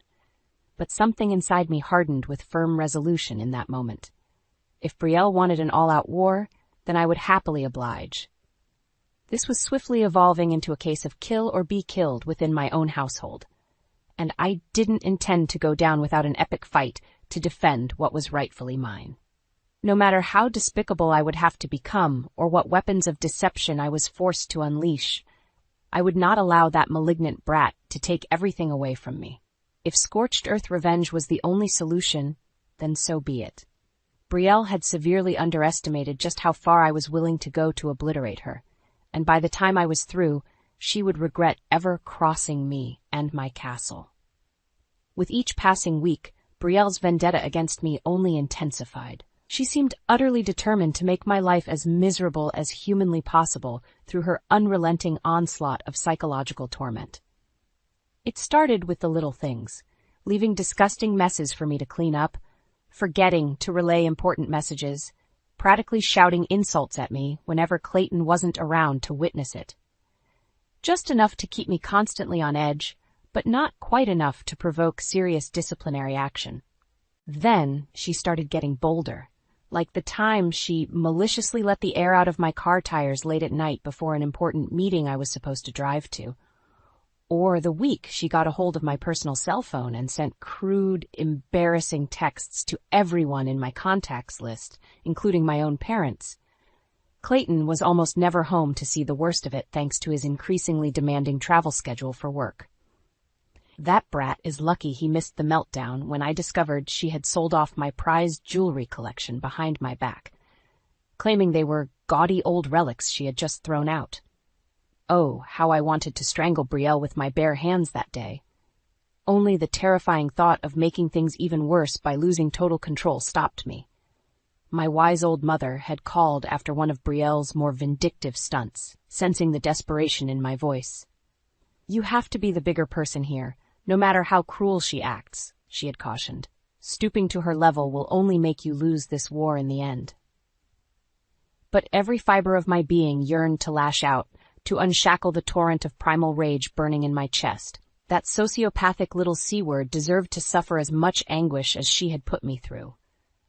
If not for Clayton still being in denial about his precious Brielle's evil ways, maybe I could have pressed criminal charges or something. Lord knows I had compiled enough evidence by now of her demented behavior to lock her twisted ass up for years.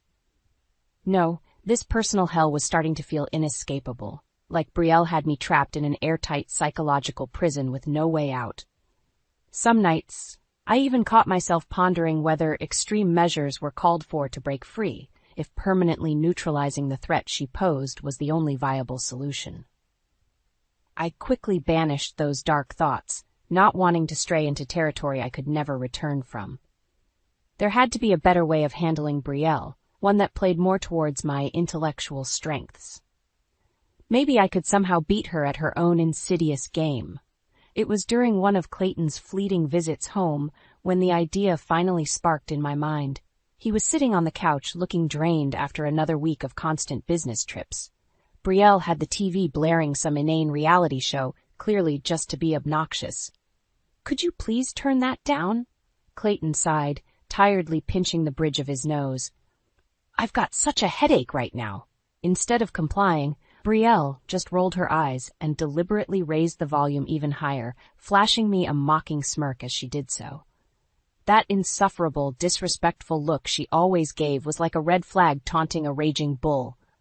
That's it, I've had enough, I declared, snatching the remote from Brielle's hands and switching off the TV entirely. She opened her mouth, undoubtedly to unleash another scathing barrage of insults, but I cut her off. No, you listen to me for once. Your behavior lately has been utterly deplorable, young lady. I'm putting my foot down. From now on, things are going to change around here. Understand? Brielle favored me with her most scathing glower yet. Oh yeah, and what exactly are you going to do about it, you miserable battle axe? My lips curled into a thin, devious smile as the perfect idea blossomed in my mind's eye. Just you wait, Brielle. You'll find out soon enough. I'm done playing nice and holding back. She wanted to see the monstrously petty lengths I could stoop? She wanted total war within this household? Fine, then. She was about to get her deepest, darkest wish. It was time to stop walking on eggshells and fight fire with hellfire itself. Gloves off, no more holding back. From here on out, Brielle had better be prepared for the unrelenting psychological onslaught I was ready to unleash. No more misses. Nice girl, Brielle was about to realize the fatal miscalculation she had made in waging this battle against me. By the time I was done, she would be a shattered, submissive wreck begging me for mercy. I was going to systematically dismantle her vindictive schemes, turning her own wicked methods against her until she had no choice but to accept defeat. One deliciously devious ploy at a time, the vicious games were only just beginning. That ungrateful little gargoyle was about to learn you do not mess with Leona. And just like that, the perfect opportunity to unleash the opening salvo of my sinister mind games fell into my lap. A historic winter storm was bearing down on our area, promising to bury us under multiple feet of snow. Schools and businesses started announcing closures days in advance to brace for the brunt of the freeze.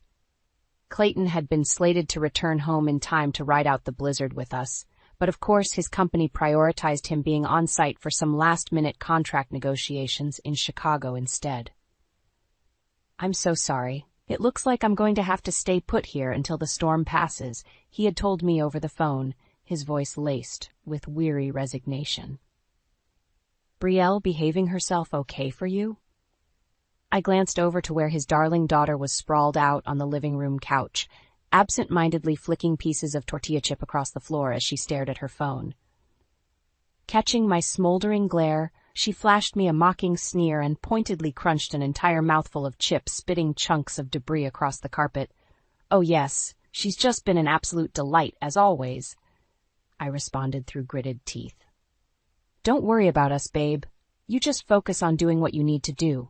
I can handle things here until you get back. With the snow already starting to steadily accumulate outside, I knew this was my prime chance to put the first stage of my master plan into motion. I just needed to set the trap and lure Brielle right into it. After accidentally unplugging the Wi-Fi router and TV cable box, I hid away in my bedroom with my laptop and a walkie-talkie I picked up from the hardware store. Several hateful texts and slew of profanity-laced insults came bellowing through my door, demanding I fix the internet and television immediately. I responded in a sickeningly sweet tone over the walkie that I was so very sorry, but it looked like the storm must have knocked everything out until it passed over. Brielle's reaction was as explosive as I had hoped. Curse words and hurled objects echoed through the house as her temper tantrum reached deafening new levels.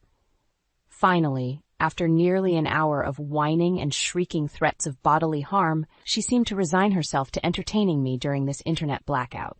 Banging and clattering resonated down the hallway from the living room as she began concocting some fresh hell. Perfect. Time for phase 2.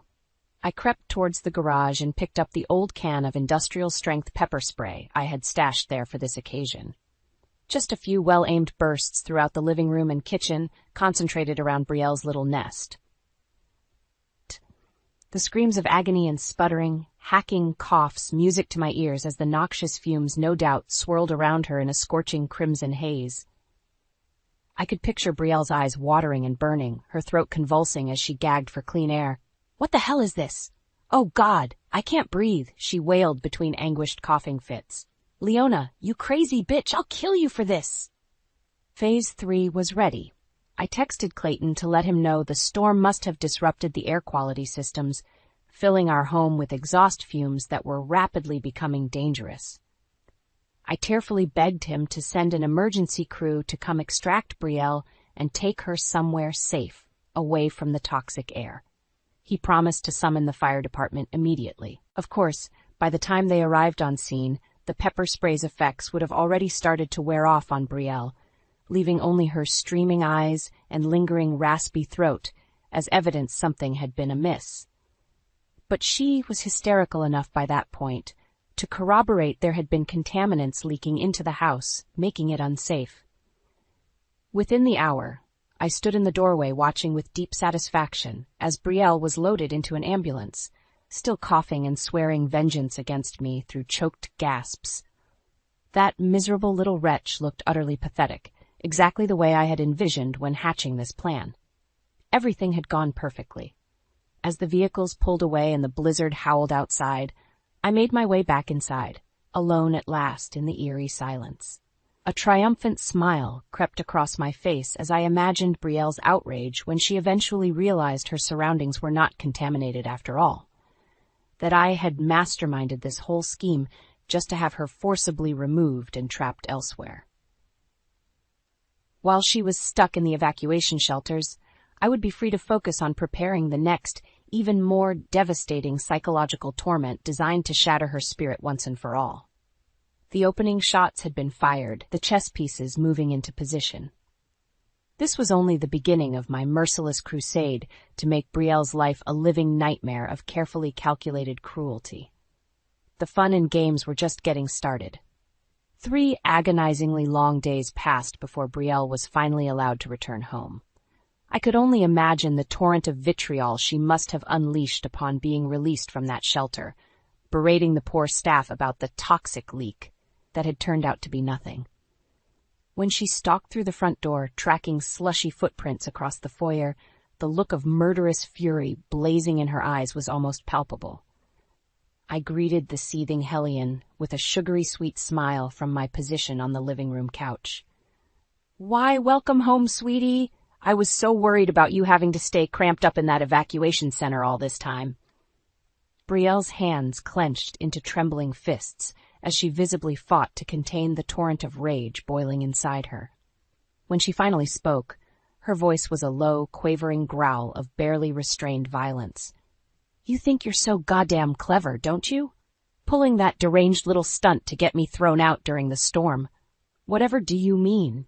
I countered with a dismissive laugh, feigning innocence even as my heart pounded with intoxicating adrenaline. "I simply did what any concerned and responsible adult would have in that situation to keep you safe." "Cut the bullshit act!" Brielle exploded, flecks of spittle flying as she shook with fury. "I know you orchestrated the whole thing, you twisted, manipulative witch." For a split second, a flicker of doubt lanced through me. Perhaps I had underestimated just how unhinged Brielle's mental state truly was and stirred something too dark and volatile.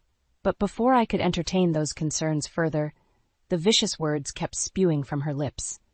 "You set me up and had me dragged away into some cold, crowded shelter filled with bums, drug addicts, and freaks? Do you have any idea the trauma and humiliation I endured because of your pathetic need to pull some mastermind power play?" Her chest heaved with sharp, ragged breaths as her building tirade devolved into a guttural scream of pure fury. "I swear to God, if you ever pull anything like that again, there won't be enough pieces left to bury." Bold words from such an entitled, insolent little maggot. Yet a part of me couldn't help but crave the unadulterated venom dripping from them. This was exactly the reaction I had been craving to witness with my own eyes. Brielle completely unraveled, dominance shattered, raw emotions scorching through her veins. Forget physical threats. It was her vulnerability in these moments that provided the ultimate high. My carefully orchestrated torture was beginning to shred away that bitch's prickly layers of arrogance and disdain, one anguished yelp at a time. "Oh, Brielle, you'd be wise to watch that temper of yours," I chided with a patronizing smirk. "Getting so worked up isn't at all becoming of a young lady." "Fuck you." The snarled retort nearly caused me to shiver with delight. Just a bit more goading, a few extra prods against her exposed nerve endings, and maybe she would finally snap entirely. Suddenly, an idea sparked in my mind. One last push to drive her right over the edge into full-fledged meltdown. Keeping my features carefully impassive, I rose from the couch and began strolling across the room, all while reaching into my pocket to extract a small object. Brielle immediately tensed further, fists clenched and body braced for an attack as she watched me approach with narrowed, hateful eyes. Yet, when I extended my hand towards her, she recoiled in surprise to find I was merely holding a voice recorder. With a flick of my thumb, I let the device's replay function burst to life, filling the crackling silence between us. "Won't be enough pieces left to bury." Brielle's own shrieked threat echoed all around us, harsh and unmistakable, even as her expression contorted in shock and horror. A coldly triumphant smile curled across my lips. "You hear that, you vicious little gargoyle? I have all the evidence I need of your murderous inclinations right here, safely preserved. So go ahead, make good on your psychotic ramblings and try to make a move against me." She opened her mouth, but I swiftly cut her off with a cruel chuckle. "No? Nothing to say now that the tables are turned? That's what I thought. You're not quite as tough as you try to play off when you're the one left dangerously exposed." It was delicious to watch Brielle's face flush with impotent rage and humiliation as she realized her own malignant temper had been used to entrap her. The vicious, uncontrolled outburst rendered absolutely toothless by the mere flick of a switch. Basking in the surge of power, I pressed my advantage by leaning in close to deliver the final verbal barbs in a low growl. "Consider this your one and only warning, little girl. Open that hateful, entitled mouth of yours to threaten me again, and Clayton will be getting an earful of this recording, along with a call to the police. So why don't you be a good brat and run along before I really lose my patience?" Brielle's lips mashed into a thin, bloodless line as a muscle danced in her jaw, awash with seething yet trapped anger.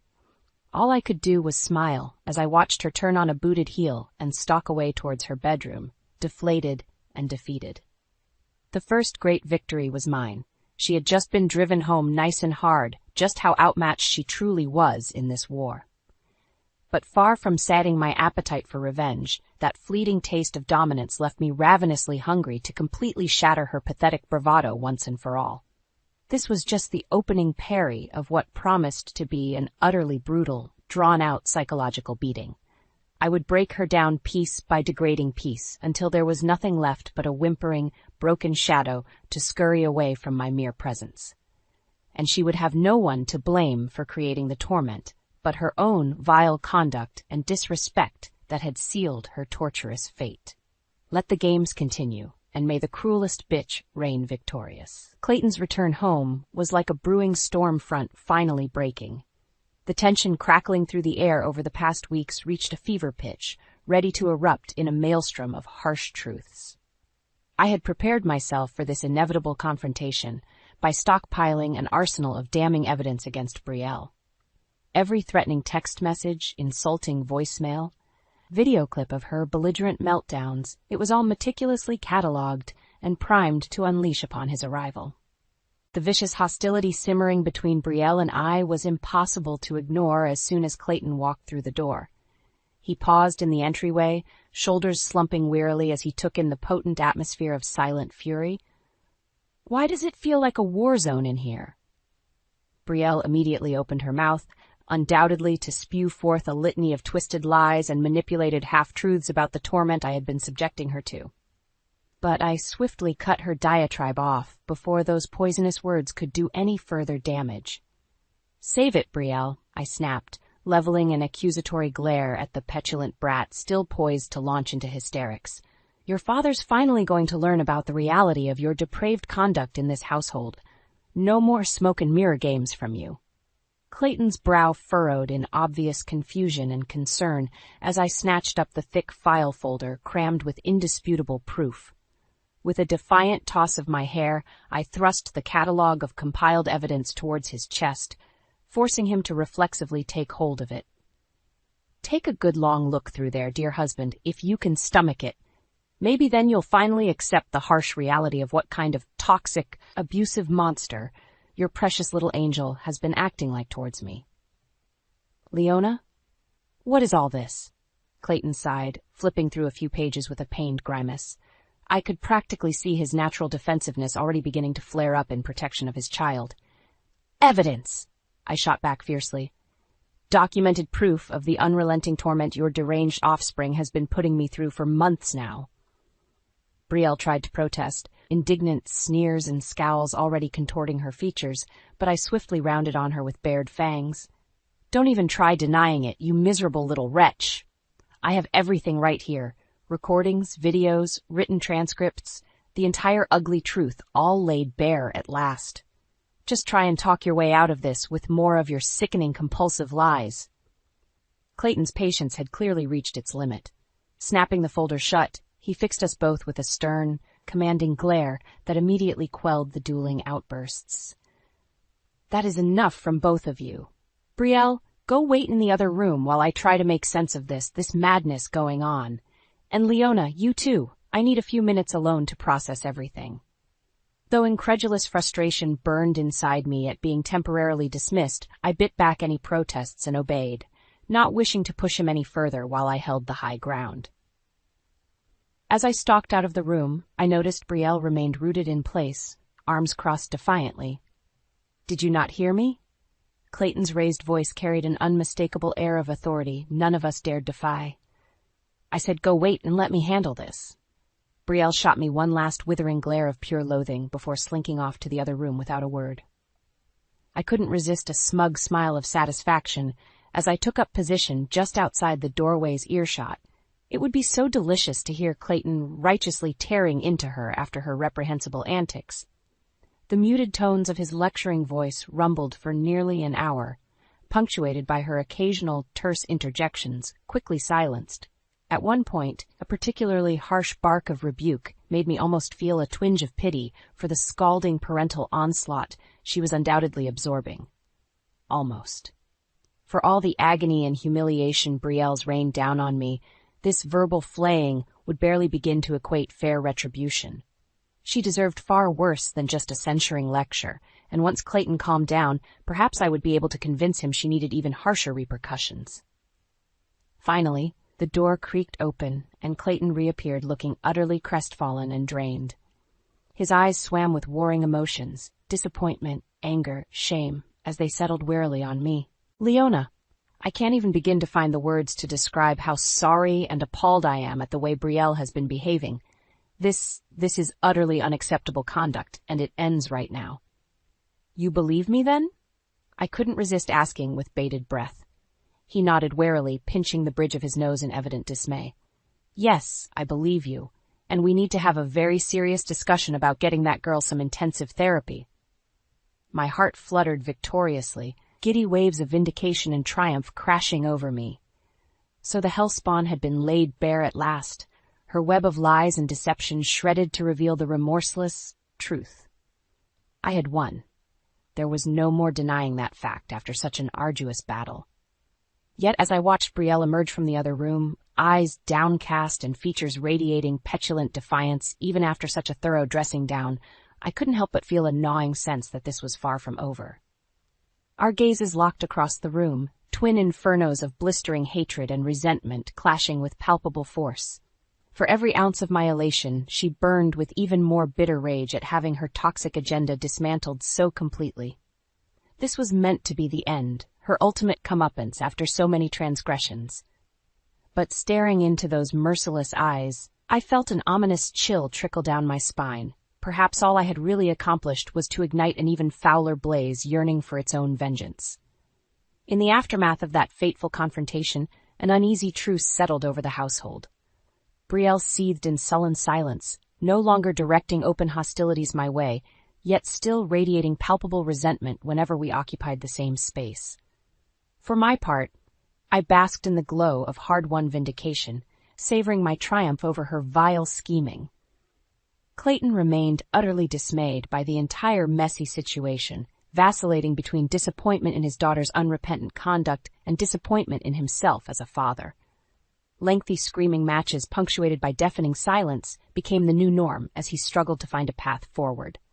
"She needs professional help, Leona. This level of anger and acting out isn't normal. It's something deeper and more disturbed." I nodded in solemn agreement as we sat together one evening after another. Unsuccessful attempt at a family discussion had dissolved into explosive tirades. "You're right. As much as I would love nothing more than to simply wash my hands of that malignant brat altogether, enabling her toxic behavior any further isn't an option." Clayton sighed, features etched deep with weary resignation. I think it may be time to send her back to her mother's permanently. Get Brielle into an intensive program somewhere to get the help she so desperately needs before her issues metastasize even further." The balm of those words was soothing to my very soul, a chance to finally excise the poisonous influence from our lives once and for all. Yet I maintained a carefully impassive expression, not wanting to appear too eager. "If you truly believe that's best, dear, then you have my full support. I want nothing more than to fix this fractured family, but your daughter's well-being has to take priority over everything." "Thank you," he murmured, reaching over to give my hand an appreciative squeeze. "Thank you for being so understanding through this whole torturous ordeal. I hope it's not too late for Brielle to find her way back from that dark path she started down." I forced a small, reassuring smile in return as that gnawing sense of victory blossomed in my chest. Soon, the waking nightmare would finally be over. Unsurprisingly, Brielle's reaction to the news about being sent away for treatment bordered on outright hostility. She ricocheted wildly between scathing insults, venomous threats, and desperate, pleading promises to behave, anything to cling to even a shred of control over the deteriorating situation. But Clayton's mind was made up, his patience and tolerance utterly depleted by her toxic conduct. Brielle's vindictive tantrums could no longer sway him. She had simply crossed one line too many, somewhere along the way. The day she was due to depart, a tense pall hung over the house. I couldn't quite conceal a slight satisfied smirk when she descended the stairs with her belongings in tow, glowering daggers in my direction. "Enjoy your freedom while it lasts," she hissed under her breath as we passed in the hallway. "One of these days, you'll get yours." I arched an eyebrow but otherwise remained impassive, causing her eyes to narrow into hateful slits. No matter how tempting the prospect was to hurl a few final parting shots, it felt somehow beneath me at this late stage. The battle was over, and the victor decided. Any further cruelty now would simply be excessive. Brielle had been utterly routed, her own malignant machinations catalyzing a devastatingly permanent exit from our lives. Allowing her to slink off while clinging to even a shred of dignity felt like the most utterly galling punishment of all. Let her wretched, fragile ego be the final victim as karma rendered its ultimate verdict. At long last, the front door opened and she cast one final look over her shoulder at me. Pride and venom warred across her features as she opened her mouth, poised to unleash a torrent of hate, only for her expression to crumple as Clayton pulled her into an unexpected, bone-crushing embrace she seemed powerless against. "It's going to be okay, baby," he murmured into her ear, sounding dangerously close to tears himself. We're going to get you the help you need so you can finally heal. I'll make this right, I swear." For a precious fleeting moment, a tiny crack exposed the broken, anguished child still lurking behind Brielle's hardened facade. The thinnest glistening of tears welled in her eyes before she blinked them away, features hardening once more into a stoic mask of defiance and denial. With one final backwards glare of utter contempt directed squarely at me, Brielle finally allowed herself to be led towards the waiting car destined to carry her towards her court-appointed treatment program. Part of me wondered if this would finally break the cycle of hatred, or merely plant the seeds for all new conflicts yet to come. Only time would tell if her demons could truly be exorcised, if she stood any chance of one day emerging rehabilitated.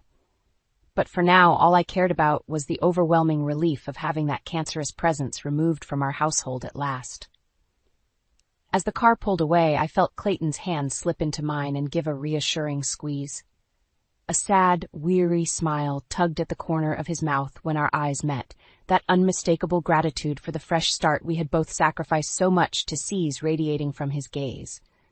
At long last, all the pain and torment had finally achieved its purpose. Our castle was ours again. The news hit me like a sledgehammer to the gut. My husband, Rowan, had just received a call that his estranged uncle, the wealthy business magnate Jonathan Winthrop, had passed away. Your uncle named you as one of the primary beneficiaries in his will, the lawyer on the other end announced. Rowan's eyes widened in disbelief. My uncle? But we haven't spoken in over a decade. Are you certain? Quite certain, Mr. Blackwood. You and your wife are requested to attend the reading of the will tomorrow. As the call ended, Rowan turned to me, his expression a mix of shock and confusion. Alara, this could be our chance to turn things around. Uncle Jonathan's fortune could save our struggling business. I forced a smile, trying to mirror his cautious optimism, but a knot of unease twisted in my stomach. Nothing in life came without a price, and I couldn't shake the feeling that this unexpected windfall would demand a heavy toll. The next day, we found ourselves in the opulent study of Jonathan Winthrop's sprawling mansion, surrounded by his legal team and other potential beneficiaries. As the lawyer started reading the will, a hush fell over the room. To my estranged nephew, Rowan Blackwood, and his wife, Alara, I bequeath my entire estate, including this property and all assets, on one condition. My heart raced as the lawyer paused for dramatic effect. Rowan squeezed my hand, his palm clammy. They must take up permanent residence in this mansion for a period of no less than 1 year. A collective gasp filled the room, but one voice rose above the others, dripping with venom. This is an outrage, Rowan's mother, Margot, spat. That inheritance is rightfully mine. I'm Jonathan's only living relative. Her eyes locked onto me, filled with undisguised hatred. This is that little gold digger's doing, I'm sure of it. Rowan stepped forward, his jaw clenched. Mother, you have no right.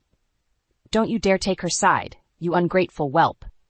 Margot hissed, her words slicing like knives. The lawyer cleared his throat, attempting to restore order. The terms are clear, Mrs. Winthrop. If Mr. and Mrs. Blackwood fail to meet the residence requirement, the entire estate will be distributed among various charities. Margot's eyes narrowed dangerously. Mark my words, you'll regret this. That mansion and everything in it belong to me by rights. I'll make your life a living hell until you surrender what's mine. As her gaze bored into me, a chill ran down my spine. I knew, in that moment, our lives had taken an irrevocable turn, and the battle lines had been drawn. A week later, we stood before the looming gates of Winthrop Manor, our new home, or gilded cage as it felt. The ancient stone edifice seemed to stare down at us, its Gothic spires like accusing fingers against the slate-gray sky. Are you sure about this? I asked Rowan, my grip tightening on his hand. He offered a grim smile. We don't have a choice if we want a future. Just promise me you'll be careful around Mother. As if on cue, the gates creaked open, and Margot emerged from the shadows like a specter, her expression a rictus of disdain. So the prodigal son returns, she sneered, and he brings his little bride into my home. I fought the urge to recoil as her eyes raked over me with undisguised loathing. This is Uncle Jonathan's home now, Mother, Rowan said, his voice strained. We're here to honor his wishes. His wishes? Margot barked a harsh laugh. That senile old fool was manipulated in his final days, no thanks to your scheming wife, I'm sure. Before I could respond, she stepped closer, her face inches from mine. Listen closely, you conniving little tramp. This is my domain, and I'll make your life a waking nightmare until you slink back to whatever hovel you crawled out of. Rowan pulled me back, shielding me with his body. That's enough, Mother. You've gone too far. Margot's lips curled into a cruel smile. We'll see about that. As she turned and stormed back towards the manor, I felt a shiver run down my spine. The games had begun. Over the following weeks, Margot's campaign of subtle torment intensified. Priceless heirlooms went missing, only to reappear in bizarre locations. Strange noises echoed through the halls at night, keeping me awake.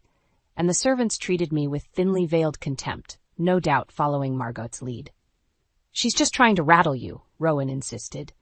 But I could see the doubt creeping into his eyes. One night, as I descended the grand staircase, I felt a violent shove from behind. I tumbled down the steps, searing pain lancing through my body as I crashed to the marble floor. When I finally regained my senses, Margot was standing over me, a sickening grin plastered across her face. "Clumsy girl," she purred. "You should be more careful." As she turned and walked away, I felt a cold certainty settle in my gut. This was no longer a game to her. Margot was willing to go to any lengths to drive me out, even if it meant destroying me in the process. After the accident on the stairs, I knew I couldn't trust anyone in that house. Except perhaps Rowan, but even his loyalty was becoming strained by his mother's vicious campaign against me. I took to wandering the manor's shadowy corridors at night when everyone else was asleep, searching for any clue that could expose Margot's true motives. On one such foray, I discovered a hidden door behind an antique bookcase, leading to a dust-covered study that seemed untouched for decades. Inside, I found a trove of old letters and documents, including correspondence between Margot and Jonathan in their younger years. What I read made my blood run cold. It appeared Margot had been stealing from the family fortune for years through elaborate financial schemes, only to be cut off by Jonathan when he uncovered her deceit. As I dug deeper, I also uncovered evidence that Margot had once been involved with a shady business partner of Jonathan's, a man who later disappeared under mysterious circumstances. Had Margot gone so far as to have him killed to cover her tracks? Armed with this damning information, I knew I had to confront her, once and for all. But when I tried to show the evidence to Rowan, he refused to believe his beloved mother was capable of such depravity. "These letters prove nothing," he snapped, pushing the documents away. "Mother has been nothing but generous and loving her entire life. I think you're allowing your imagination to run wild." "Don't be a fool, Rowan," I cried, my frustration boiling over. "Can't you see she's manipulating you, just like she's been doing your entire life?" His jaw tightened, and I realized I'd struck a nerve. "Get out. I need some time alone to think about all of this." As I left him brooding in the study, a pit of dread opened in my stomach. Margot's web of lies was so intricately woven, so deeply rooted in Rowan's psyche, that I feared nothing short of a miracle could make him see the truth. In the days that followed, strange occurrences began plaguing me again. More missing valuables, eerie scratching sounds from behind the walls, and an increasing sense of being watched. I knew Margot was behind it all, but I could never catch her in the act. Then, one evening, the servants began whispering about a scandalous story that had surfaced in the local papers, depicting me as a shameless gold digger who had ensnared Rowan through nefarious means. The vicious lies left me reeling, and I knew Margot's hand was behind this public defamation. When I confronted Rowan about it, he seemed conflicted, torn between his loyalty to me and his ingrained devotion to his mother. "Perhaps it would be best if you left for a while," he said, unable to meet my eyes, "at least until this blows over." As I stared at the man I loved, I realized our relationship was hanging by a thread, fraying under the relentless onslaught of Margot's cruelty. If I didn't act soon, I would lose everything: my home, my husband, and any chance at the life we'd dreamed of. The battle lines had been drawn, and I would have to fight with every weapon at my disposal if I hoped to survive the war Margot had declared. No matter the cost, I wouldn't go down without a fight. In the aftermath of the vicious newspaper story, the atmosphere at Winthrop Manor became suffocating. Rowan grew increasingly distant, torn between his loyalty to me and his lifelong conditioning by his manipulative mother. Meanwhile, Margot's underhanded tactics escalated in boldness and cruelty. It all came to a head one chilly autumn night. I had retired early to the bedroom Rowan and I shared, exhausted from another day of walking on eggshells in that accursed house. As I prepared for bed, a faint scratching sound came from the adjoining dressing room, like fingernails on wood. My heart pounding, I crept toward the noise, pushing open the dressing room door. That's when I saw it: a blazing trail of liquid snaking along the floor towards the piles of cast-off clothing. The unmistakable scent of kerosene filled my nostrils, seconds before the first lick of flame consumed the fabric. I stumbled back, choking on thick black smoke as the fire spread with terrifying speed. By the time I made it back into the bedroom, flames licked hungrily at the draperies and seared my lungs. I clawed desperately at the bedroom door, but some force held it firmly in place from the other side. "Help! Rowan! Please, someone help me!" I screamed, panic clawing at my throat as the room became an inferno around me. Then, over the roar of the blaze, I heard it, Margot's shrill laughter cutting through the chaos. That twisted cackle would haunt my nightmares for the rest of my days. Just as the searing pain and smoke threatened to overwhelm me, the bedroom door exploded inward with a thunderous crack. Rowan burst in, soot streaking his panic-stricken face, and pulled me bodily from the conflagration raging within. I don't remember much after that, only fragments of being rushed to the hospital, bandages binding my scorched skin, and the vacant look in Rowan's eyes as he watched over me in silence. When I finally regained my senses days later, Rowan sat slumped by my bedside, his expression hardening as I recounted the night's events. "She tried to kill you," he muttered in a hollow tone, the truth he had been so desperate to deny finally settling in his bones. "My own mother." I took his hand, ignoring the sting of my blistered skin, and made him meet my gaze. "She has to be stopped, Rowan, before this goes any further." His eyes smoldered with rage and anguish. I know. But even then, as he said the words, I could see the fractures splintering his loyalty, the product of a lifetime's manipulation threatening to reassert itself. Margot's twisted lies had sunk their hooks in deep, and I feared they might never fully release their grip on the man I loved. Rowan pressed his forehead to my hand, his next words barely more than a pained whisper. "I want to believe you, Alara, more than anything, but without proof, without knowing the full truth of what she's done." He trailed off, and in that moment, I felt more alone than I ever had in my life, as if I were drifting helplessly at sea with no anchor to hold me in place. It was then that I knew I would have to take matters into my own hands if I had any hope of surviving Margot's vendetta and salvaging what little remained of my crumbling life. Whatever the cost, I had to find a way to expose that vile woman's sins before they destroyed me completely. After the harrowing ordeal of the fire, I knew I couldn't remain a passive victim any longer. If I didn't take decisive action, Margot's malicious games would consume me completely. Rowan's loyalty was hanging by a frayed thread, and it was clear I couldn't rely on him to protect me from his mother's ruthless machinations. In the depths of that long, agonizing night following the inferno, a newfound resolve took root within me. I would gather whatever allies and evidence I could to finally expose Margot for the vicious, conniving snake she truly was, even if it meant facing her darkness head-on.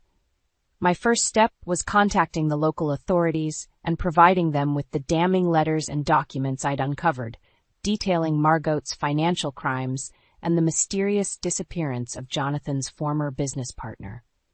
While the police seemed skeptical at first, the mounting pile of evidence against her could not be easily dismissed. Next, I reached out to an unlikely source, Francine, one of the manor's longest-serving maids who had endured Margot's cruel treatment for decades. Years of pent-up resentment bubbled to the surface as I revealed what I knew of Margot's misdeeds. "That wretched harpy has had her talons in me since I were a young girl," Francine hissed, her voice thick with hatred. "Blackmail, threats, you name it. She's a right evil one, that's for certainty." With Francine's help, I began uncovering even more of Margot's sordid secrets, illicit affairs, underhanded business dealings, and long-buried scandals that she'd worked tirelessly to conceal. It became increasingly clear that her entire life was a meticulously constructed web of lies and deceit. However, the final piece of the puzzle remained maddeningly elusive, the key to unraveling her twisted scheme against me and exposing her murderous intentions once and for all. That crucial lead finally came from an unexpected source. Margot's own estranged younger sister, Emma, who had been ostracized from the family years ago. I received an anonymous letter from her, detailing a particularly vicious confrontation that had driven her from Winthrop Manor in disgrace. "Margot has always been rotten to the core," Emma wrote in a shaky hand. "Petty, vindictive, utterly consumed by greed and status. But you must know the truth about what really happened the night our father died, the real reason she turned on me so viciously." My hands trembled as I read on, the final horrifying revelation unfolding like a serpent unfurling its coils. Emma claimed that on the night of their father's fatal heart attack, she had discovered Margot rifling through his safe and pocketing wads of cash and valuable documents. When Emma threatened to expose her sister's despicable actions, Margot had snapped, unleashing a torrent of vile accusations and threats that left Emma fearing for her very life. In that moment, I knew I held the linchpin, the damning evidence that could finally topple Margot's house of cards and reveal the true depravity lurking behind her meticulously crafted facade. Armed with Emma's testimony and the weight of everything I'd uncovered, I resolved to bring the full truth to light in a final, climactic confrontation. No more games, no more veiled threats or skirting the periphery of Margot's secrets. It was time to wield the power of her own sins as a weapon and cut her down to size once and for all. As I steeled myself for the impending battle, I could almost feel the gathering storm rumbling in the distance, heavy with the promise of reckoning. Margot's reign of terror and deception was nearing its end, by her own hand or by mine. The day of reckoning arrived sooner than I expected. I had summoned the estate's executors, the police, and a few trusted allies to bear witness as I finally stripped away Margot's veil of lies and deception. We gathered in the manor's grand hall, the vaulted ceiling seeming to press down with the weight of the impending confrontation. Rowan stood apart from the others, his expression haunted, as he steeled himself for the ugliness to come. Margot swept in fashionably late, as was her style, her haughty gaze sweeping over the assembled crowd with a mix of disdain and bemusement. Well, to what do I owe this merry little gathering? She arched an inquisitive eyebrow at me. Don't tell me my dear daughter-in-law is hatching another pathetic scheme for attention? Cut the act, Margot, I spat, my anger simmering just beneath the surface. Your game is up. We know everything. For a split second, a flicker of uncertainty danced across her face before the mask reasserted itself. I haven't the faintest idea what you're raving about, you delusional little. Save your venom, I snarled, retrieving a thick manila envelope with a trembling hand. We have all the proof we need of your lies, your crimes, your murderous intentions. As I began laying out the damning trail of evidence, the letters, the financial records, Emma's testimony, Margot's expression shifted from derision to outright fury. Her eyes bulged with unbridled rage as each new revelation compounded the last. That sniveling, traitorous whore, she screeched when I revealed Emma's words. How dare she slander me with these absurd fairy tales? Rowan took an involuntary step backward, as if her outburst had struck him bodily. It was the first crack in his staunch denial, the first glimmer of realization seeping through. These are nothing but malicious fabrications, Margot raged on, turning her vitriol towards the executors and police. I demand you remove these despicable liars from my home at once. But they stood firm, unmoved by her bluster as the weight of the evidence became insurmountable. With an animalistic shriek of pure fury, Margot turned on me, her immaculately manicured fingernails hooked like talons. You ungrateful, conniving little snake, she howled, spittle flying from her lips. This is all you're doing, isn't it? You could never be content with an ounce of my generosity. Well, I'll see you utterly destitute and ruined for this, I swear on my life. In that moment, she seemed to swell to an even more grotesque, inhuman form, a twisted, wrath-filled harpy clawing desperately at the unraveling threads of her meticulously crafted lies. Rowan moved to intervene, to shield me from his mother's incandescent rage, but I held up a hand to stop him. I would face her unbridled fury and let it consume itself to bitter ashes. It's over, Margot, I said, startled by the calm resolution in my own voice.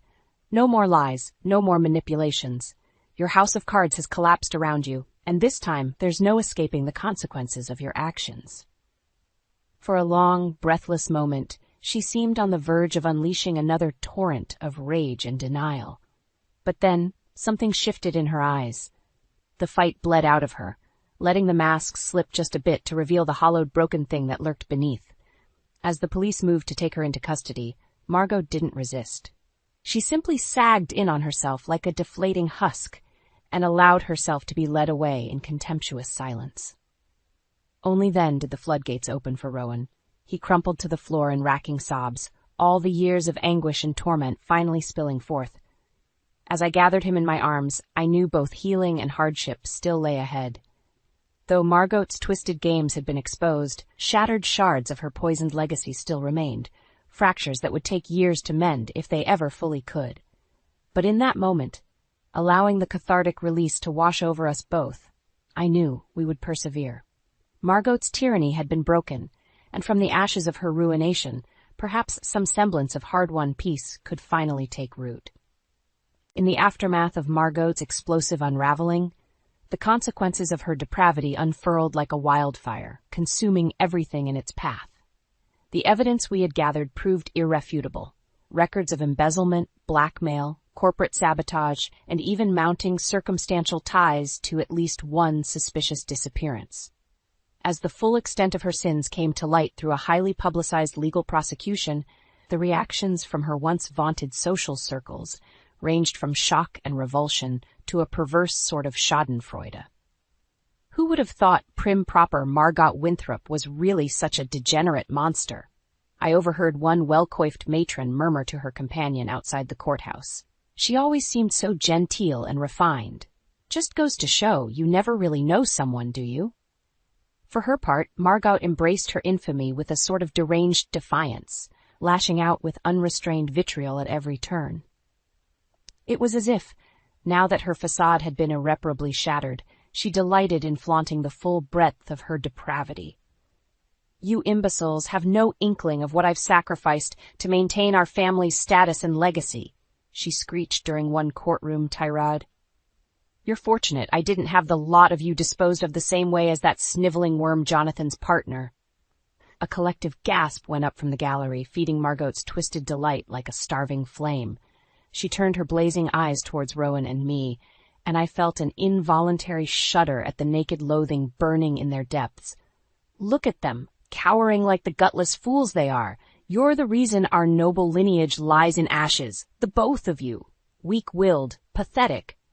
Her venomous diatribe was finally cut off by the stern banging of the judge's gavel. But even as the bailiffs muscled her away, Margot directed one last look of pure, unbridled hatred in our direction. A silent promise that this war was far from over, at least in her mind.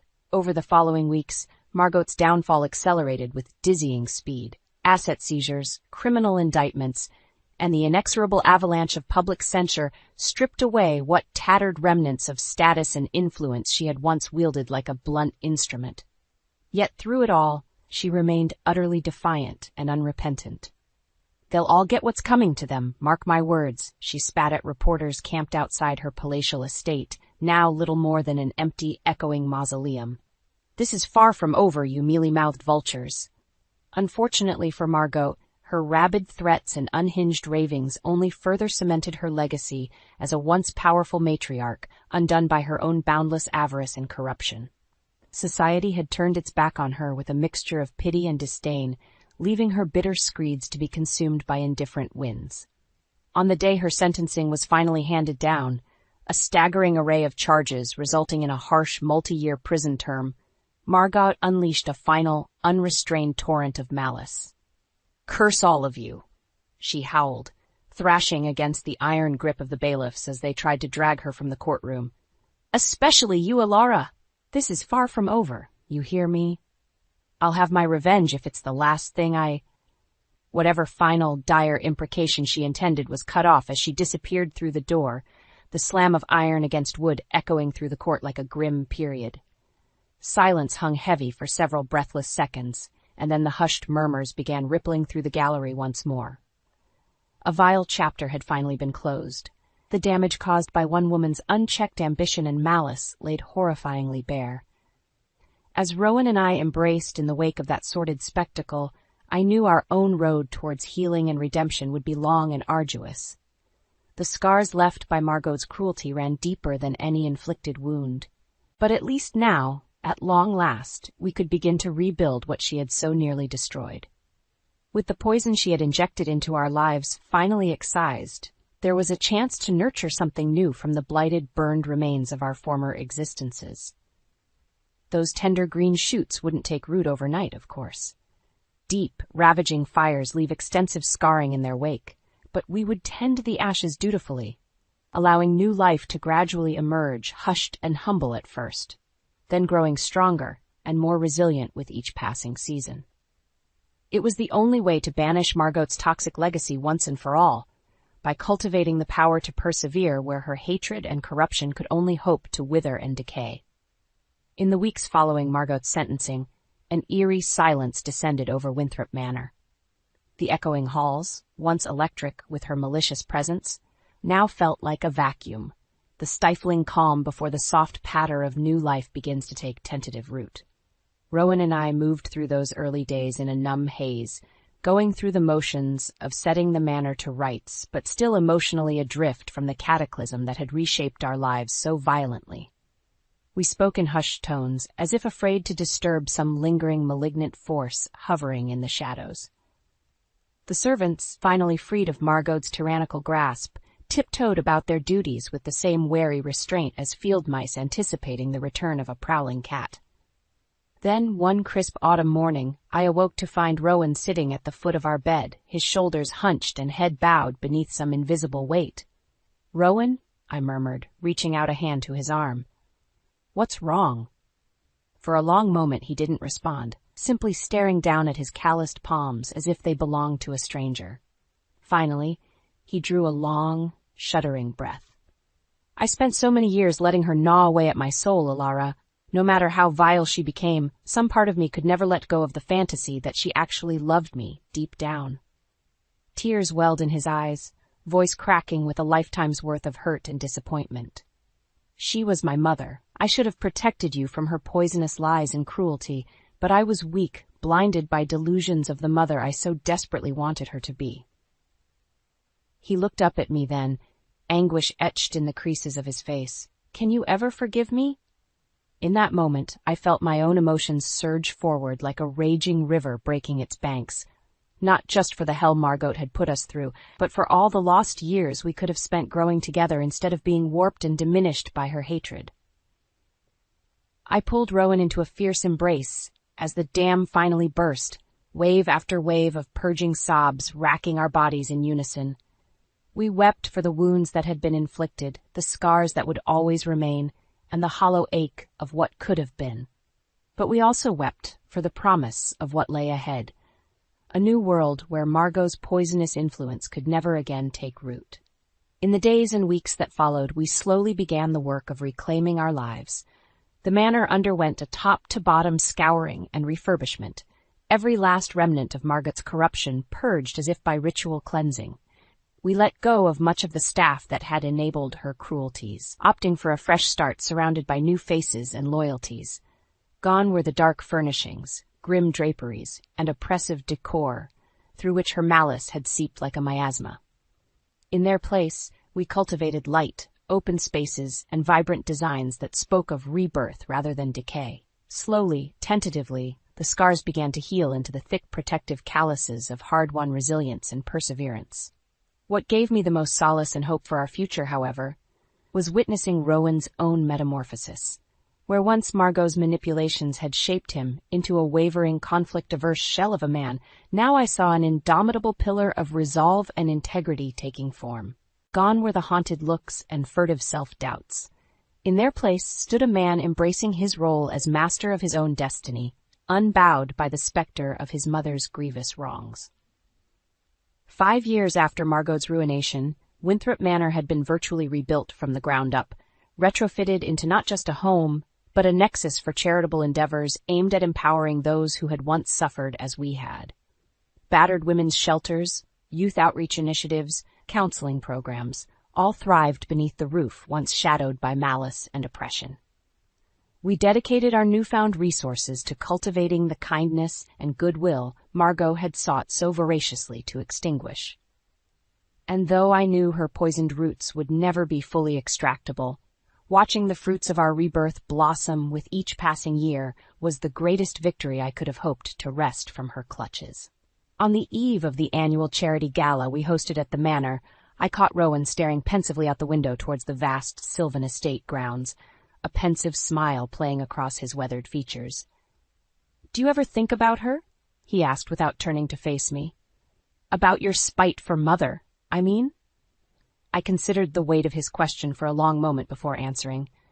She doesn't haunt my thoughts much these days, I admitted. Not out of spite or indifference, but rather resolve. Our eyes met then, a deep understanding passing between us. Margot's hatred very nearly destroyed everything, our relationship, our livelihood, our very souls. But we survived. We persevered through the darkness she inflicted and remade something beautiful from the ashes. I laced my fingers through his, marveling at how far we'd come. That is the greatest revenge we could ever claim over her bitterness and cruelty. Not by perpetuating the cycle of hurt, but by overcoming it and choosing to nurture the light she fought so desperately to smother. Hand in hand, we stood in comfortable silence, watching the golden rays of dusk gild the grounds, the lands and legacy we had reclaimed in the name of all that was good, just, and true. Our tomorrow was unwritten, filled with untold promise and possibility.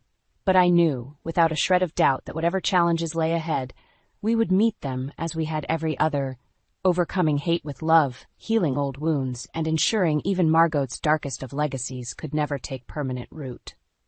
I should have known something was off the moment I stepped into the house. An eerie silence hung in the air, a stark contrast to the usual bickering between my husband Connor and his son Alex. Instinctively, I moved closer to the study, the voices becoming clearer with each step. It's the perfect solution. She'll never suspect a thing. Connor's muffled tone resonated, laced with an unsettling smugness. My heart raced as I pressed my ear against the door, Alex's voice joining the sinister exchange. You're certain this poison will work gradually? I don't want her dying too quickly before we can access those assets. I gasped, clapping a hand over my mouth to muffle the sound. My mind whirled, struggling to process the unthinkable words they had uttered, a heinous plot against my very life. The doorknob twisted and I scrambled away, my breath catching in my throat as Connor emerged. His eyes narrowed slightly at my presence before a sickening smile stretched across his lips. There you are, dear. Alex and I were just discussing some business matters. Lies dripped from his forked tongue like venom as Alex slinked out behind him, his reptilian gaze sizing me up like a prize to be claimed. Is everything all right? Connor asked with feigned concern, placing a clammy hand on my shoulder. You look a tad pale. I swallowed hard, mustering every ounce of composure to disguise the maelstrom of emotions raging within me. Fear, anger, disbelief, they swirled together in a toxic concoction, threatening to spill over with the slightest provocation. I'm fine, I lied through gritted teeth, offering a tight-lipped smile that concealed the churning turmoil. Just feeling a bit lightheaded, that's all. Connor's brow furrowed with mock worry as he ushered me towards the kitchen. Why don't you sit down and have some water? I'll whip up something for you to eat. The hairs on the back of my neck stood on end as his words took on an insidious new meaning. Was this the beginning of their twisted scheme? Would they truly stoop so low as to poison me, their own family, for financial gain? I watched in tense silence as Connor busied himself at the counter, his movements almost mocking in their nonchalance. A glance towards Alex revealed his eyes fixated on me, a sinister glint dancing within their depths like a predator eyeing its defenseless prey. In that moment, a fire ignited within me, a fierce, uncompromising blaze that would not be extinguished. I would not be the victim in this twisted tale. I would be the architect of their undoing. Gripping the glass of water, I met Connor's gaze with an unwavering stare as he approached. A silent challenge burned in my eyes, one he seemed oblivious to in his arrogance. Drink up, sweetheart, he cooed, that sickening smile never faltering. You'll be feeling better in no time. As I raised the glass to my lips, a single thought crystallized with resolute clarity. If it was war they wanted, it was war they would get, and I would show no mercy in dismantling their vile scheme piece by wretched piece until justice and retribution were finally served. In the days that followed, I became a silent observer, my ears pricked for any shred of information that could aid my cause. Connor and Alex seemed to carry on as usual, their facade of normalcy only strengthening my resolve. It was Eva, my dearest friend, who provided the first glimmer of hope. Over coffee one afternoon, I finally confided in her about the harrowing conversation I'd overheard, the words tumbling out in a torrent of anger and disbelief. Her eyes widened with horror, but her resolve never wavered. "We need to gather evidence, Lila. Build an airtight case against those snakes." I nodded, the first twinges of purpose igniting within me. Eva was right. I couldn't simply confront them without proof. I needed ammunition, and I needed it fast. That evening, I took stock of our finances with renewed scrutiny. Missing funds, suspicious transactions, hidden debts, the trail of deceit woven by Connor and Alex gradually revealed itself bit by bit. "You seem awfully focused on those statements," Connor remarked over dinner, his tone laced with artificial nonchalance. "Anything interesting?" I met his gaze levelly, unwilling to betray the hatred simmering beneath the surface.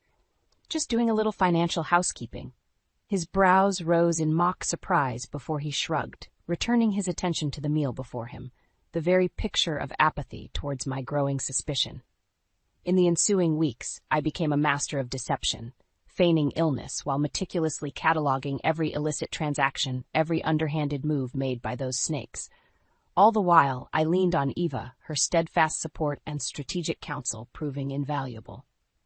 "We're getting closer," she assured me one evening as we pored over the mounting evidence. "Soon, we'll have everything we need to bring them down." Connor's smug indifference only added fuel to the fire burning within me. Did he truly believe I was some wilting flower, too feeble and foolish to unravel his tangled web of lies? He was gravely mistaken. It was Alex, however, whose malice truly sent tendrils of ice through my veins. I witnessed firsthand the contemptuous glares he aimed my way, the undisguised loathing simmering in those cold, dead eyes. "Better watch your back," he muttered under his breath as he brushed past me in the hallway one day. "Wouldn't want anything unfortunate to happen." The pointed remark was a harsh reminder of the venom coursing through their veins, a poisonous hatred that threatened to consume us all if left unchecked. But I was no fragile victim to be cowed by such thinly veiled threats. I was a woman reborn, fueled by a thirst for justice too long denied. With Eva's help, I would tear down the facade of lies they'd so carefully constructed, exposing the rot that festered at their very core. One by one, I would dismantle their lives, just as they had aimed to destroy mine. It was only a matter of time before the depraved depths of their betrayal came to light. And when that day arrived, I would be waiting, not with fear, but with the cold, hard promise of retribution. With each passing day, I immersed myself deeper into the role fate had cruelly thrust upon me, that of the overlooked, ailing wife. It became a twisted charade, one that allowed me to secretly advance my plans while flying completely under Connor and Alex's radar. "You're looking particularly pale this morning," Connor observed over breakfast one morning, his tone a perverse blend of faux concern and undisguised indifference. I offered a weak smile, feigning a weariness that would soon become my reluctant ally. "Just feeling a bit drained lately." His gaze drifted back to his plate with a dismissive shrug. "Well, you'd better rest up.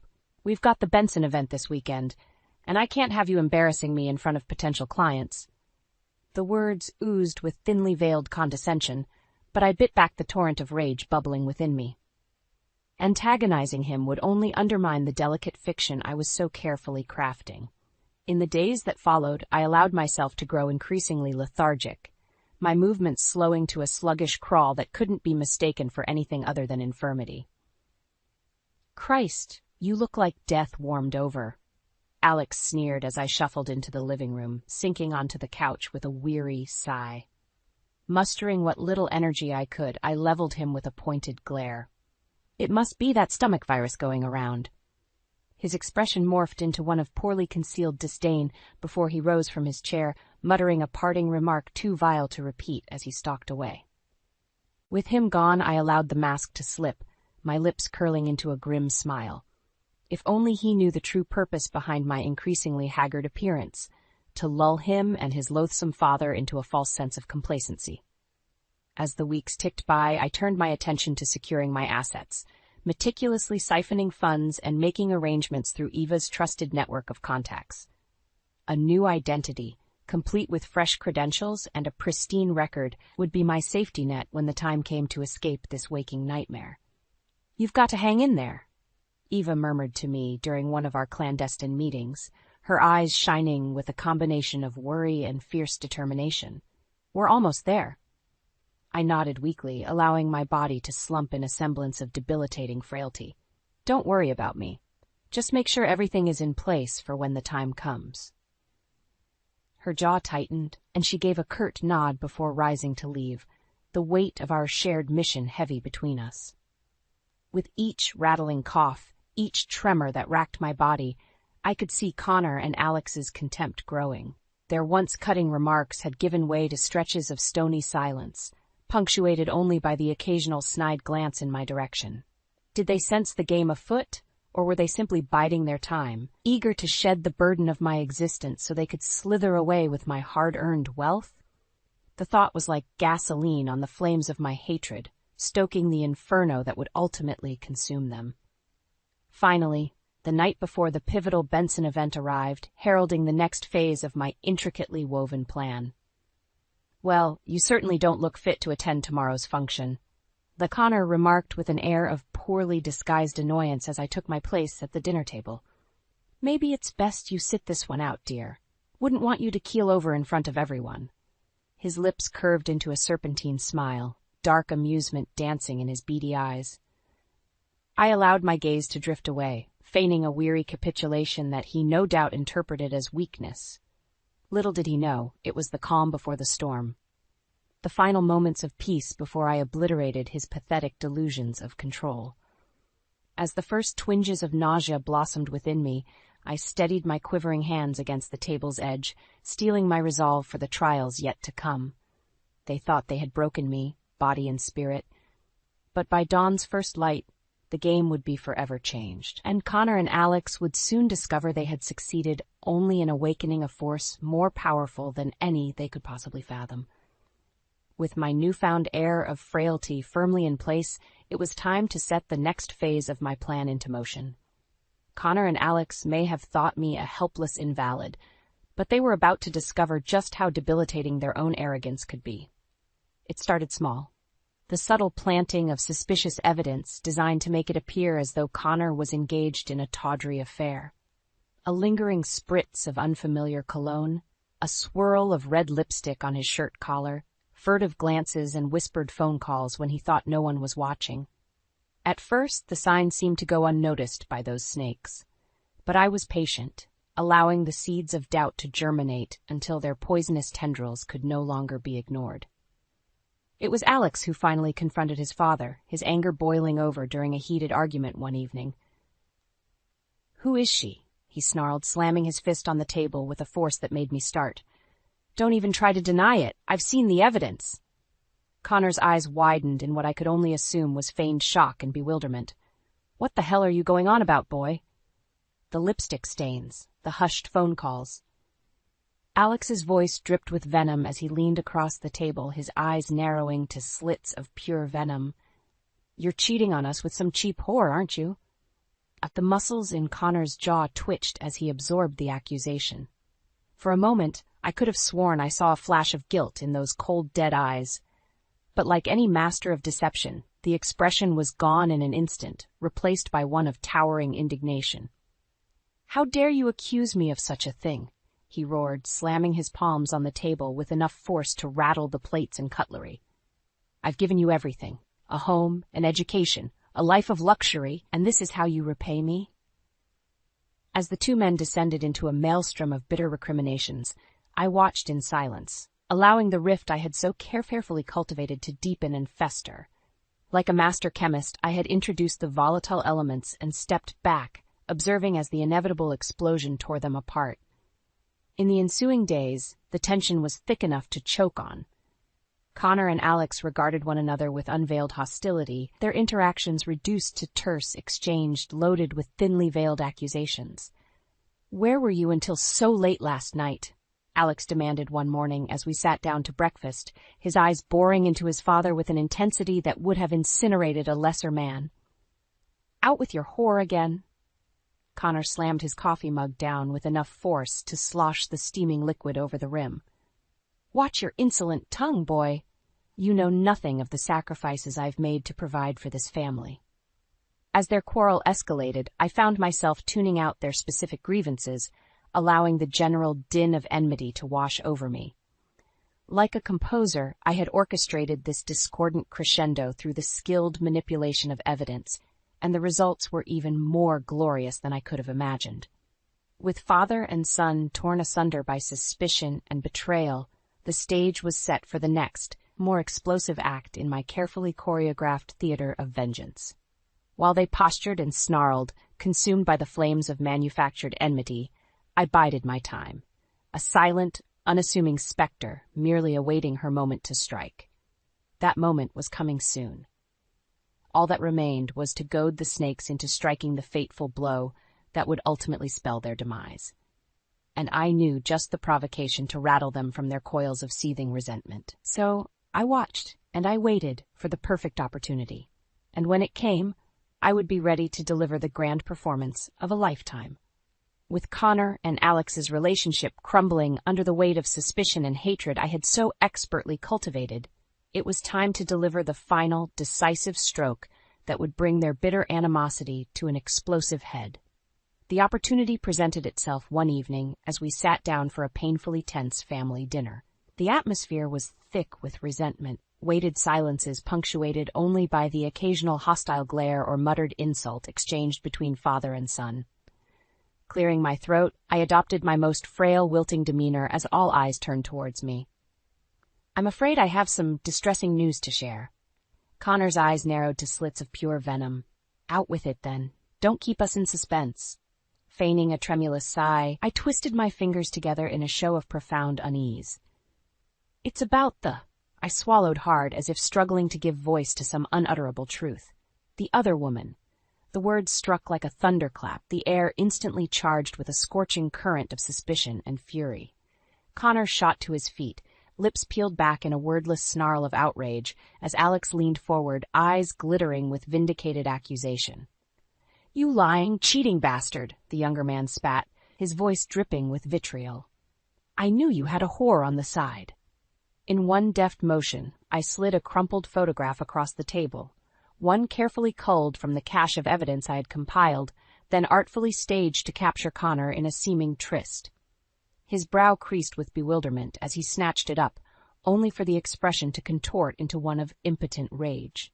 "This—" He slammed the damning image down with enough force to rattle the tableware. "This is a lie, a twisted, malicious lie." "Is it?" I asked softly, affecting a wounded, almost pleading tone. "Because it would certainly explain your recent indiscretions. The phone calls, the late nights, that strange perfume I've been smelling."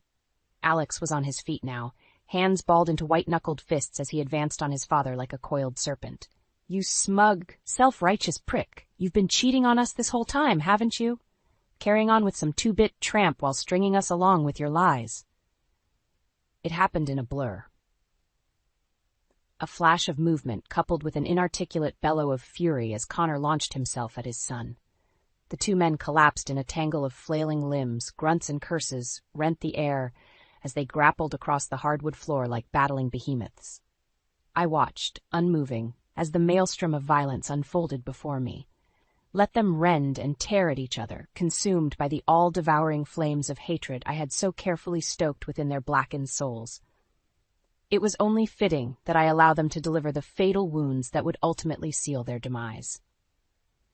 At last, Connor managed to pin his son in a chokehold, his teeth bared in a revolting rictus of animalistic fury as Alex's face purpled beneath the onslaught. Revulsion warred with triumph as I observed the spectacle, the gruesome drama playing out exactly as I had orchestrated. Only when it seemed the younger man's eyes would bulge from their sockets did I finally act, fumbling for my phone to hit the record button. Let them have their brutal rematch, their primal showdown of rage and savagery. I would simply sit back and document their sordid performance for posterity. When the dust settled and the violence had finally abated, two battered, heaving combatants glared at each other across the ravaged battlefield of the dining room. Chests rising and falling in ragged desperation, they seemed to realize the depravity of the spectacle they had just enacted. A fractured chuckle, raw and bitter, escaped my lips as I pocketed my phone, the deed accomplished. "Well," I said, my voice steady, despite the turmoil whirling within me like a cyclone of long-suppressed fury. I'd say the two of you have given me plenty of reasons to revise my will, haven't you? As their eyes met mine, I saw the first flicker of uncertainty creep across their brutish features. Let them wonder, I thought with grim satisfaction. The game was truly afoot, and there would be no winners, only survivors. In the aftermath of Connor and Alex's explosive clash, a pall of uneasy silence hung over the house like a suffocating shroud. The two snakes seemed chastened in the wake of their primal outburst, slinking through the halls with furtive unease as I remained a specter on the periphery, watching, waiting.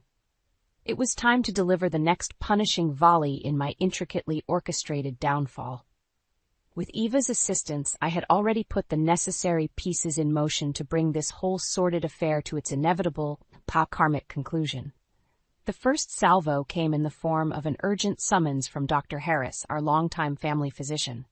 I arrived at his office feigning a mask of profound frailty, clutching Eva's arm for support as I shuffled inside like a woman treading the precipice of oblivion. "Ah, Lila," the doctor murmured, rising to greet me with solicitous concern etched into his weathered features. "I'm afraid the test results aren't good." My eyes widened with a pantomime of innocent alarm. "What do you mean? What's wrong?" Dr. Harris shook his head, expression grave. "It would appear your condition is more advanced than we initially feared. I'm so very sorry, my dear." The words hung in the air like a stifling miasma weighted with unspoken implications too terrible to fully grasp. Beside me, Eva sagged against my shoulder, overcome with exaggerated emotion as I struggled to maintain my composure. It was all an intricate fiction, of course, a carefully constructed narrative designed to lure Connor and Alex into a state of utterly disarming vulnerability before delivering the coup de grace.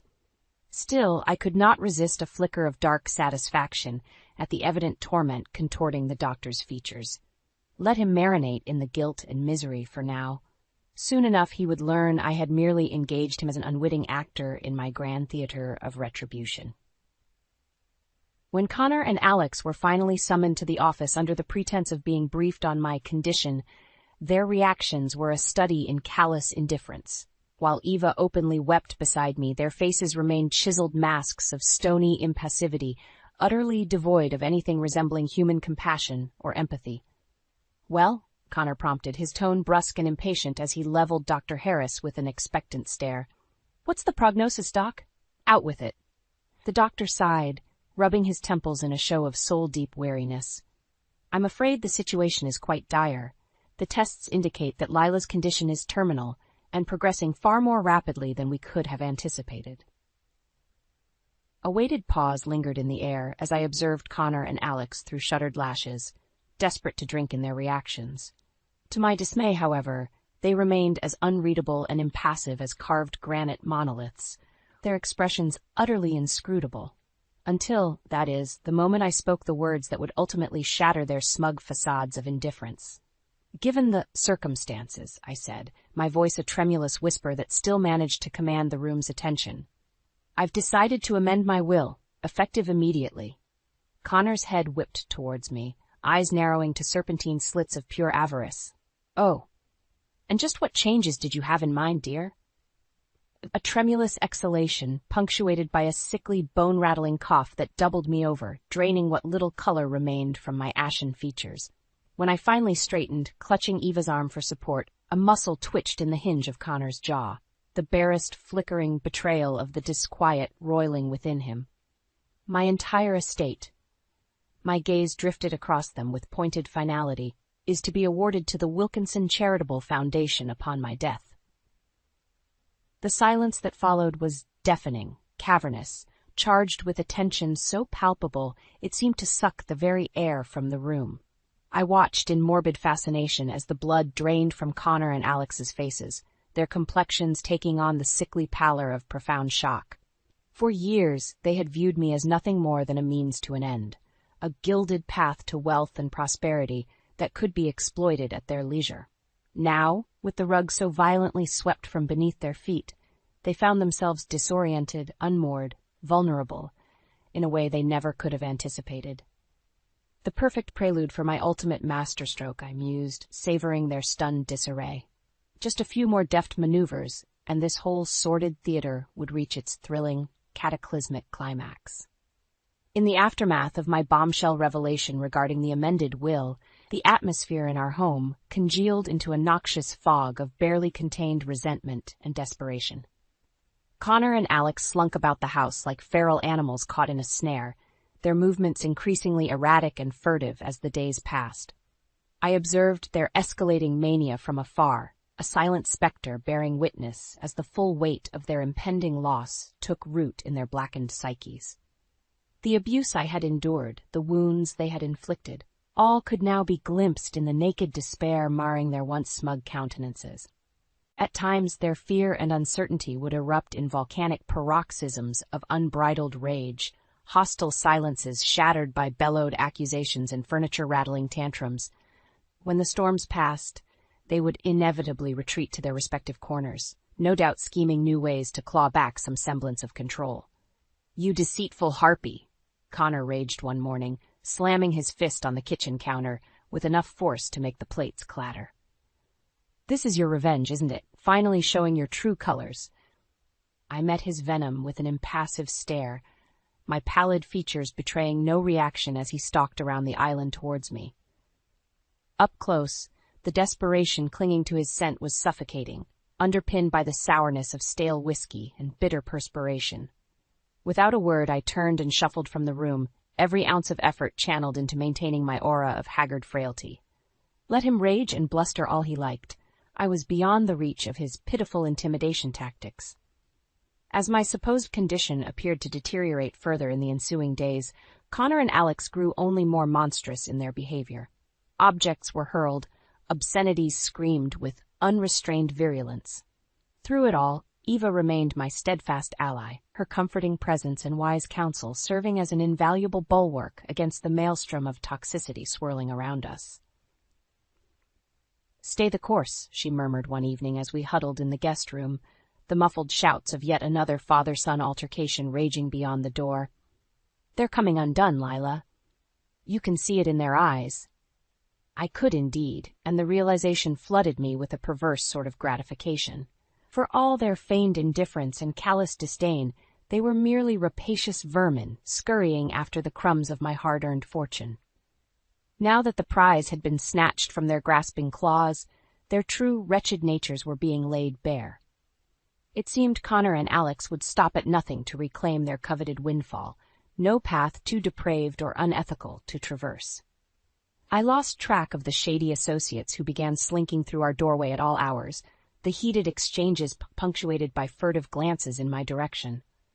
At the heart of their desperate scheming, I could see the festering seed of avarice warring with something even more primal, an insatiable, animalistic hunger to reassert their dominance through whatever twisted means necessary.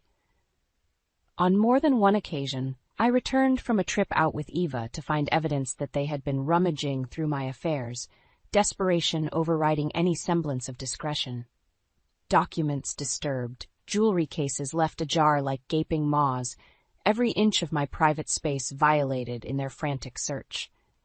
Did they truly believe they could find some hidden loophole to circumvent the terms of my will?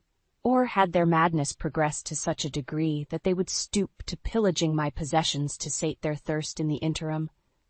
Either way, I recognized their self-destructive flailings for what they truly were: the death rattles of condemned men who simply refused to accept their well-deserved fate. And with every feeble grasping at straws, they only bound themselves tighter in the inescapable noose of karma's brutal recompense. Soon, their options would be well and truly exhausted. Soon, they would have nowhere left to turn, no more depraved avenues left to pursue in their desperate bid for salvation. When that moment of utter defeat and hopelessness dawned, I would be waiting, a merciless specter poised to deliver the death blow that would finally irrevocably shatter their distorted delusions of entitlement.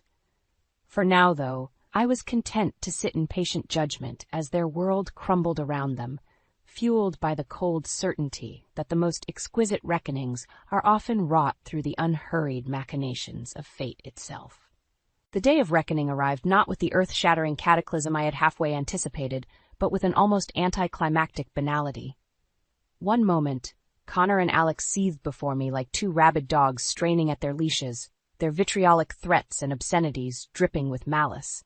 The next, the door behind me swung open to admit a stern-faced cavalcade of law enforcement officers bristling with grim purpose. "Connor Grayson? Alexander Grayson?" The gruff bark sliced through the volatile miasma like a blade. "You're both under arrest." For a suspended moment, a breath of stunned silence bloomed amidst the chaos.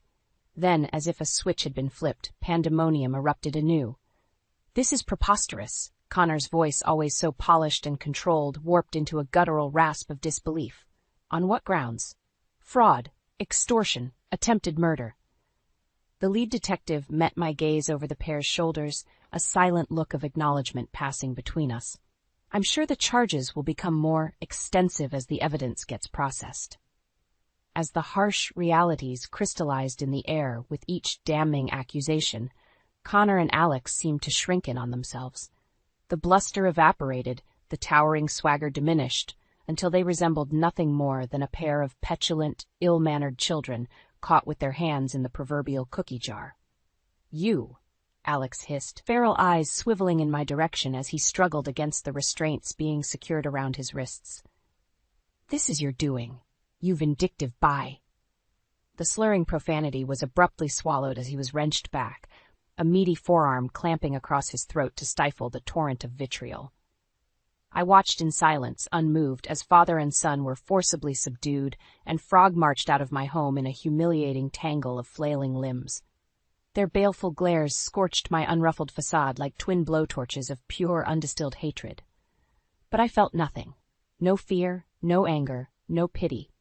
Only a profound sense of closure, of karmic release, as the toxic presences that had tainted my existence for far too long were finally purged from the premises.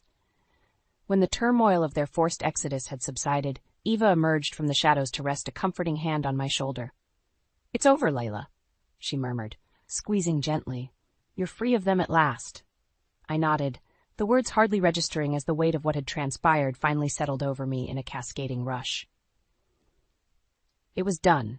The nightmare had been excised. The scales of justice finally balanced through the most deliciously poetic of resolutions. And in the wake of that exquisitely calibrated release, I felt nothing. No soaring elation, no swell of vindicated triumph. Just a yawning, cavernous absence where their malignant influence had once reigned. As the authorities conducted their thorough search, meticulously documenting the mountain of evidence I had so carefully curated over the past weeks and months, the harsh realities of Connor and Alex's crimes were laid bare in exacting detail. From the insidious financial improprieties and fraud all the way through to the most heinous deception of all, their despicable plot to poison me and abscond with my estate. With every passing revelation, I felt a subtle sense of lightness pervade my being, a lifting of the oppressive burdens and torments I had shouldered for far too long. By the time the investigators had finished exhaling their findings and departed with stifling courtroom formalities, I felt utterly untethered, buoyed aloft by an ethereal sense of liberation. Only one matter remained unresolved. When Dr. Harris arrived at the house much later that evening, his features were etched into a mask of harrowed apprehension. In his eyes, I witnessed the gnawing dread of a man ensnared in circumstances far beyond his control, the realization that he had been an unwitting pawn in the grandest of deceptions. His voice cracked under the weight of his turmoil before he drew a steadying breath. "I don't know what to say, Leela, when they told me the truth." Raising a hand, I waved away his concerns with an airy gesture of dismissal. "Think nothing of it, Samuel. You were a means to an end, one I deeply regret having to exploit, but a necessity nonetheless." The doctor's throat bobbed as he absorbed my words, the tension seeming to bleed from his frame with each passing second. "Then it's true?" he asked at last, a glimmer of lucidity piercing the fog of trepidation clouding his gaze. "This was all just an elaborate ruse? A scheme to expose them and their misdeeds?" A faint smile tugged at the corners of my mouth as I rose from my seat, suddenly revitalized and suffused with a renewed sense of purpose and vitality. "A woman's got to protect herself, Samuel. Surely you can understand that." And with those parting words, I swept from the room, shedding the cocoon of frailty and deception to greet the next chapter of my existence, one brilliantly unencumbered and replete with the heady promise of reinvention. After all, I mused as I gazed out over the sun-dappled expanse of my perfectly manicured estate. A new dawn was breaking, and I would be damned if I didn't greet it with open arms, finally unfurled from the shackles of a past I never should have endured. The sound of my purse unzipping made me jolt upright on the living room couch. My heart raced as I spotted Kyle, my new stepson, rifling through it greedily. "What the hell are you doing?" I shouted, anger surging through me. Kyle froze, clutching a wad of bills in his hand. "I was just borrowing some cash," he mumbled, avoiding eye contact. I marched over and snatched my purse back. "You can't just steal from me. That money was for groceries." He glared at me defiantly.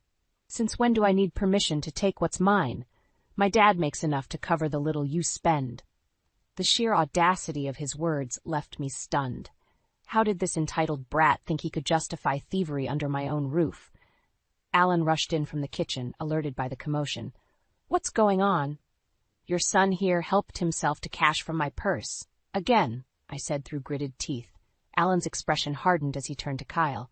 "Son, you know you can't just take things without asking, especially from Marlene." "Why not?" Kyle scoffed. "You're the one who married this broke widow and brought her into our family." The venom in his words struck like vicious blows. I recoiled, feeling like an unwanted outsider being ungratefully tolerated in their home. Alan stepped towards Kyle, his fists clenched. "That's enough. You'll treat Marlene with respect. She's your stepmother now, and this is her house too." "Oh yeah? Well, maybe if you hadn't wasted your money on this loser." In a flash, Alan grabbed Kyle by the collar and shoved him against the wall.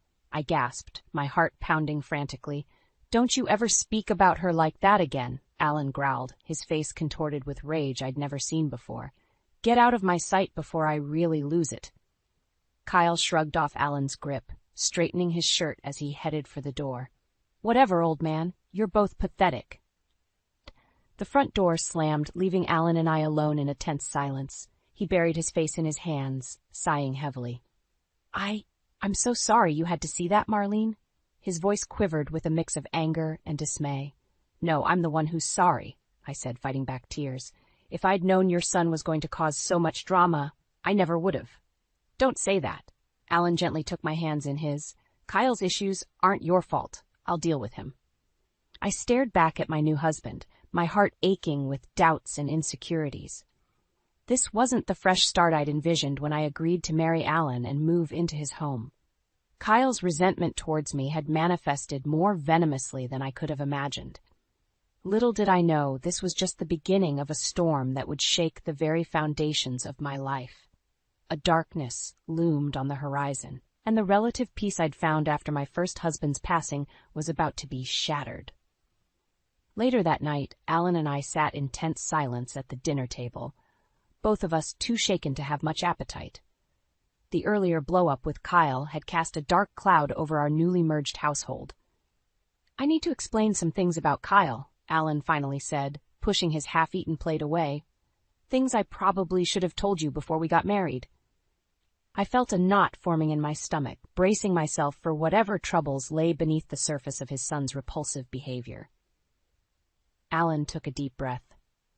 "Kyle's mother and we had a really nasty divorce when he was 14. Lots of screaming matches and ugly custody battles. She managed to turn him against me for years with her vicious lies." He shook his head slowly. "Then she hooked up with this real scumbag boyfriend who introduced Kyle to drugs, petty crime, you name it. By the time I got him back, he was already deep into that world, stealing, selling drugs, running with a bad crew." My eyes widened in disbelief. My God, I had no idea it was that bad. He's been in real legal trouble? "More than once," Alan said grimly. "Theft, possession charges, you name it.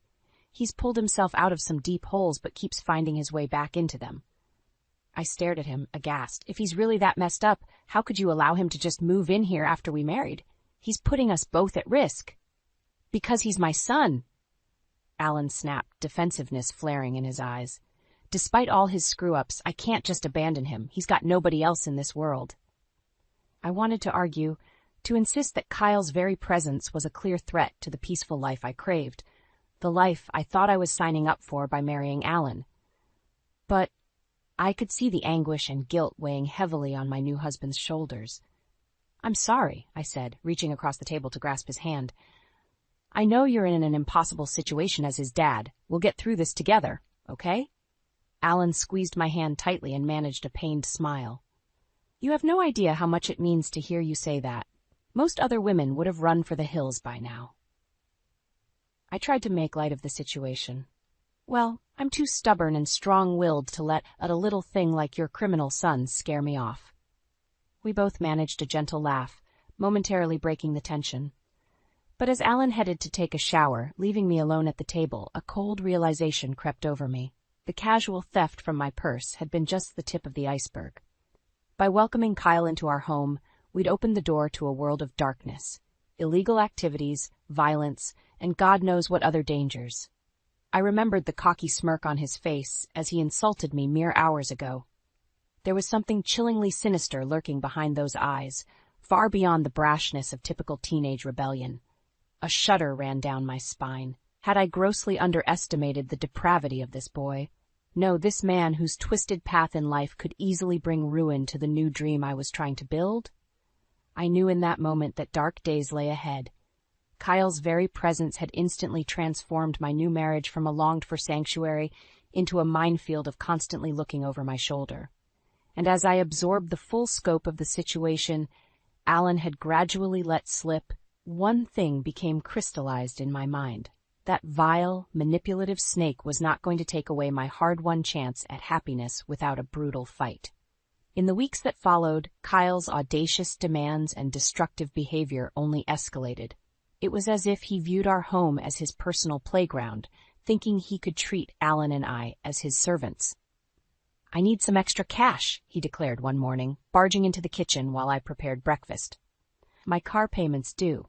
I shot him an incredulous look over my shoulder. "Your car payment?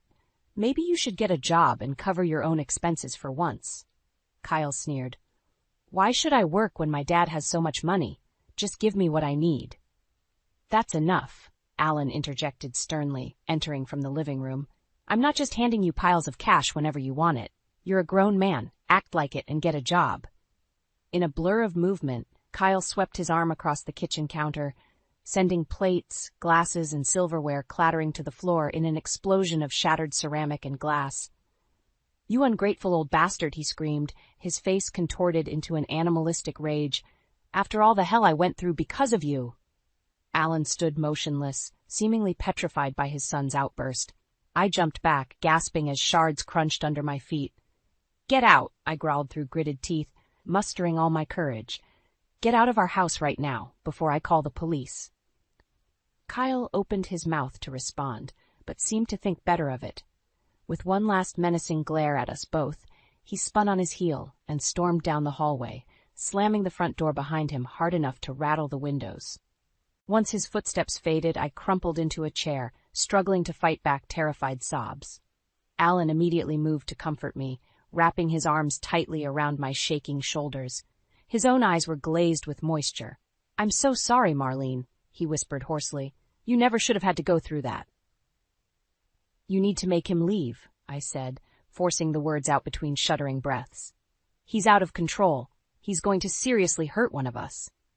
Alan drew back, cupping my face in his calloused hands. "I know, baby. After that explosion, I finally see he's too far gone." Thank God, I thought with a surge of relief.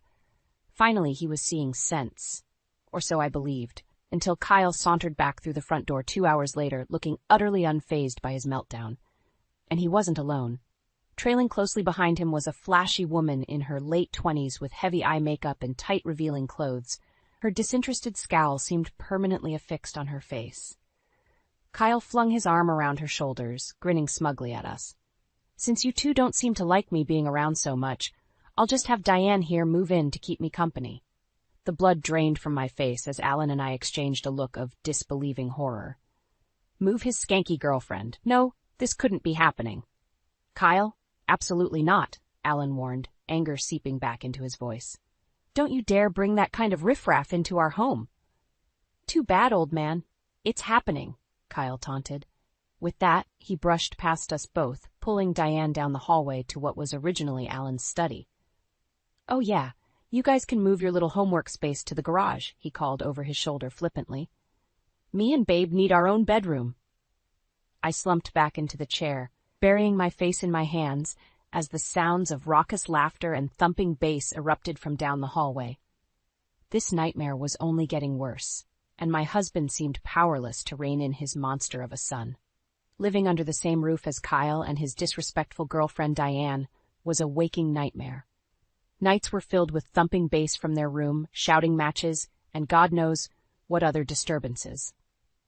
Worst of all were the little glimpses I'd catch of disturbing activities whenever I passed by their door, furtive figures coming and going at all hours, hushed conversations abruptly silenced by glares in my direction. It was becoming increasingly clear that more than just his obnoxious presence was pervading our home.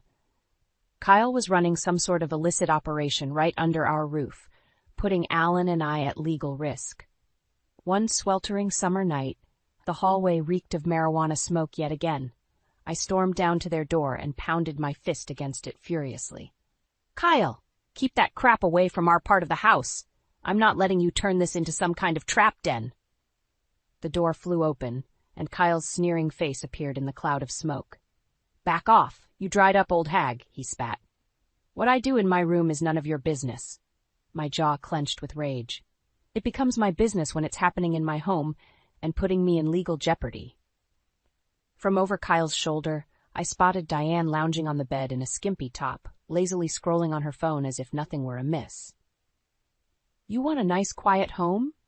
Maybe you should have stayed a lonely widow then, instead of marrying into my family's problems." Kyle snarled. With a sudden shove, he sent me stumbling back. I lost my balance and crumpled hard onto the hallway floor, crying out in shock and pain as my elbow smacked against the wall. "That's it! You're out of here!" I heard Alan roar as he rushed in from the living room. "Don't you ever lay a hand on my wife again." He reached down to help me up, his face contorted in fury. For once, there were no hallowed pleas to his son, only unbridled rage.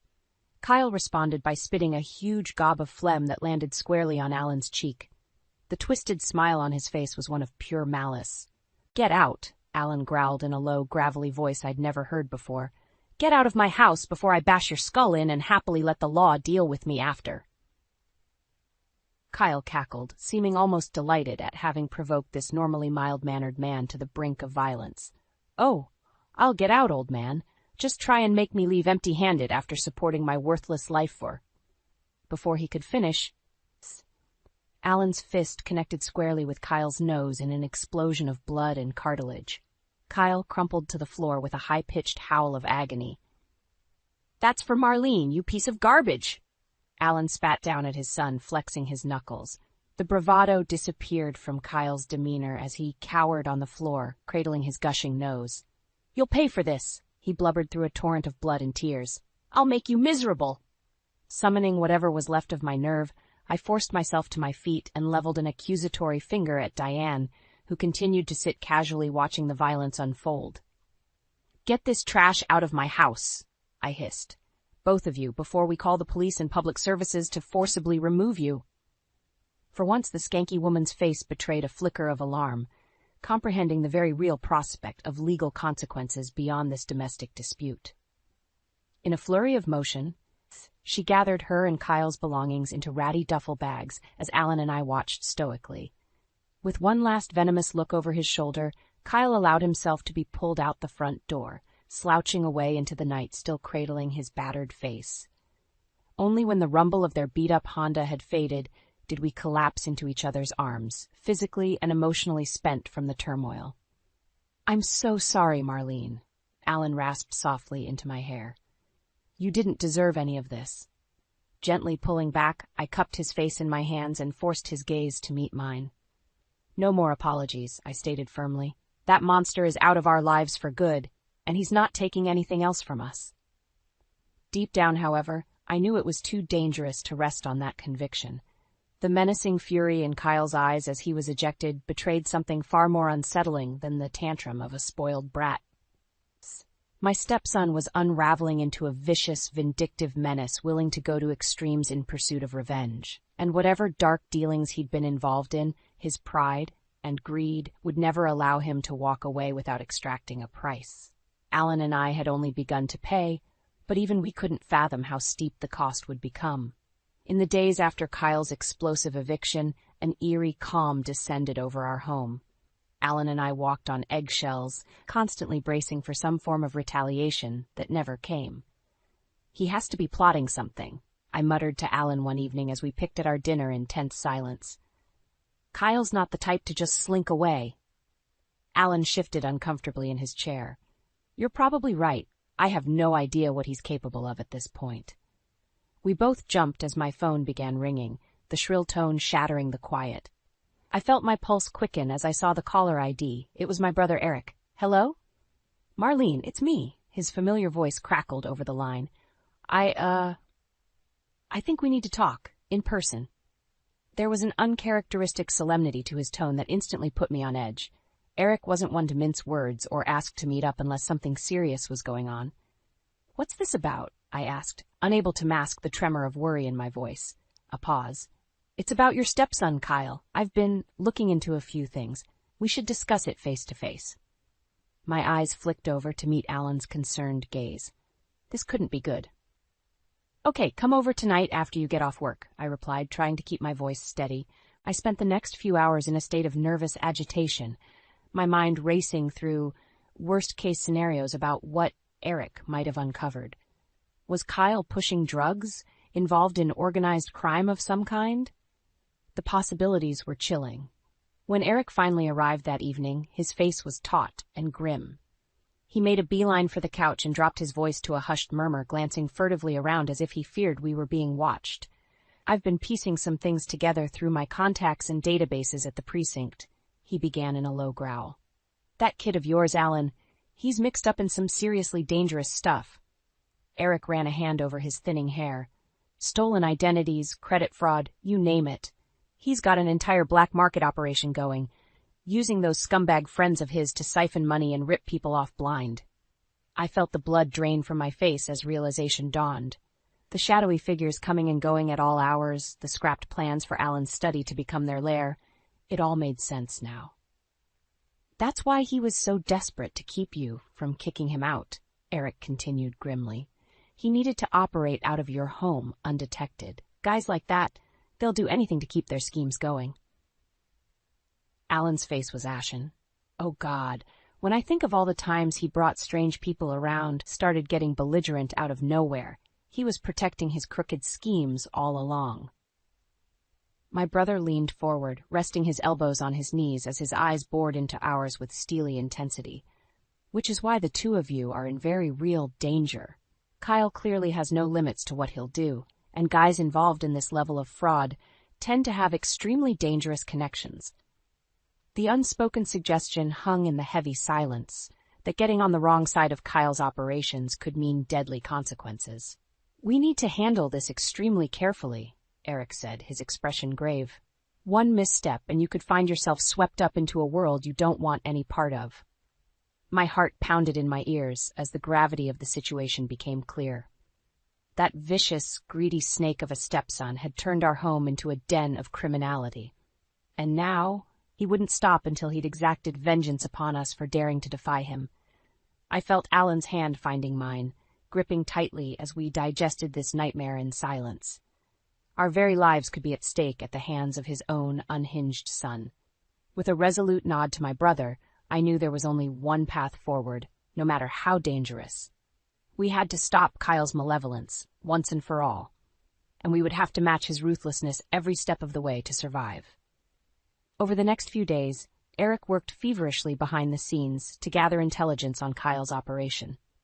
Calls were made, surveillance footage poured over, shady contacts leveraged for any crumbs of information.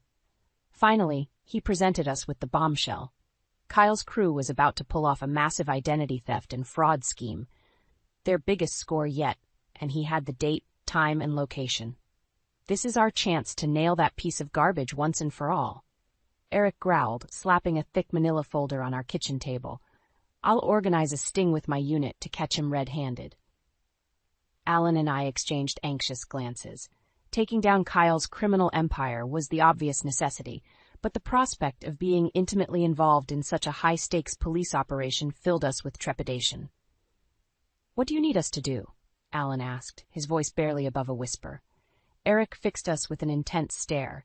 "We're going to use Kyle's greed against him. I'll have one of my undercovers reach out saying they have some high-value financial data to sell."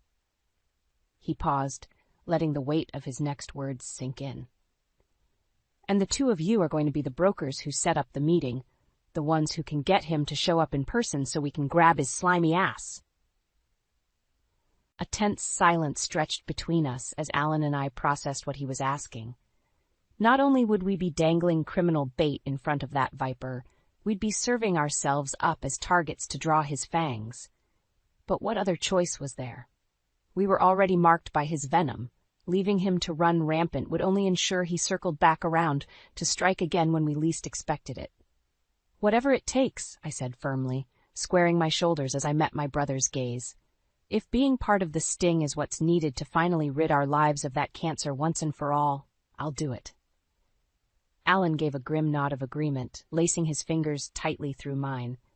2 nights later, we found ourselves seated at a seedy bar near the industrial district, my stomach tying itself in knots as we awaited our undercover's call signaling that the trap was set.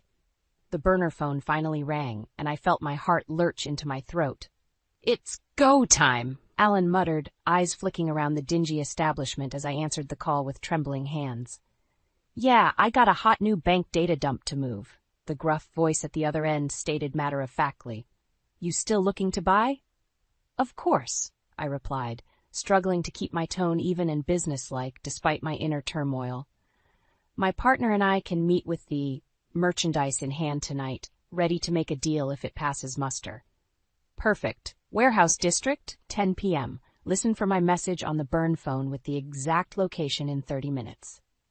The call clicked off abruptly, leaving Alan and I to await further instructions with bated breath. True to their word, a new text arrived giving us a specific address, a derelict factory on the fringes of the warehouse district. Isolated, cavernous, the ideal setting for criminal dealings to unfold undetected, or so they would believe.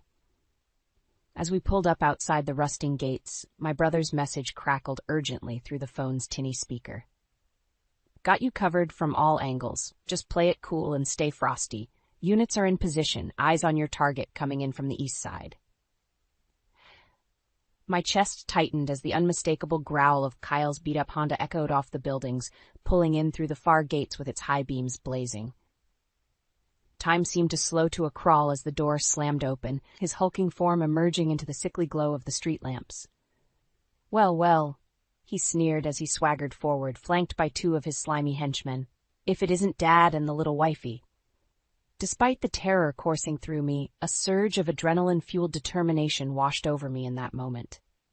This soulless predator had tormented our family for the last time.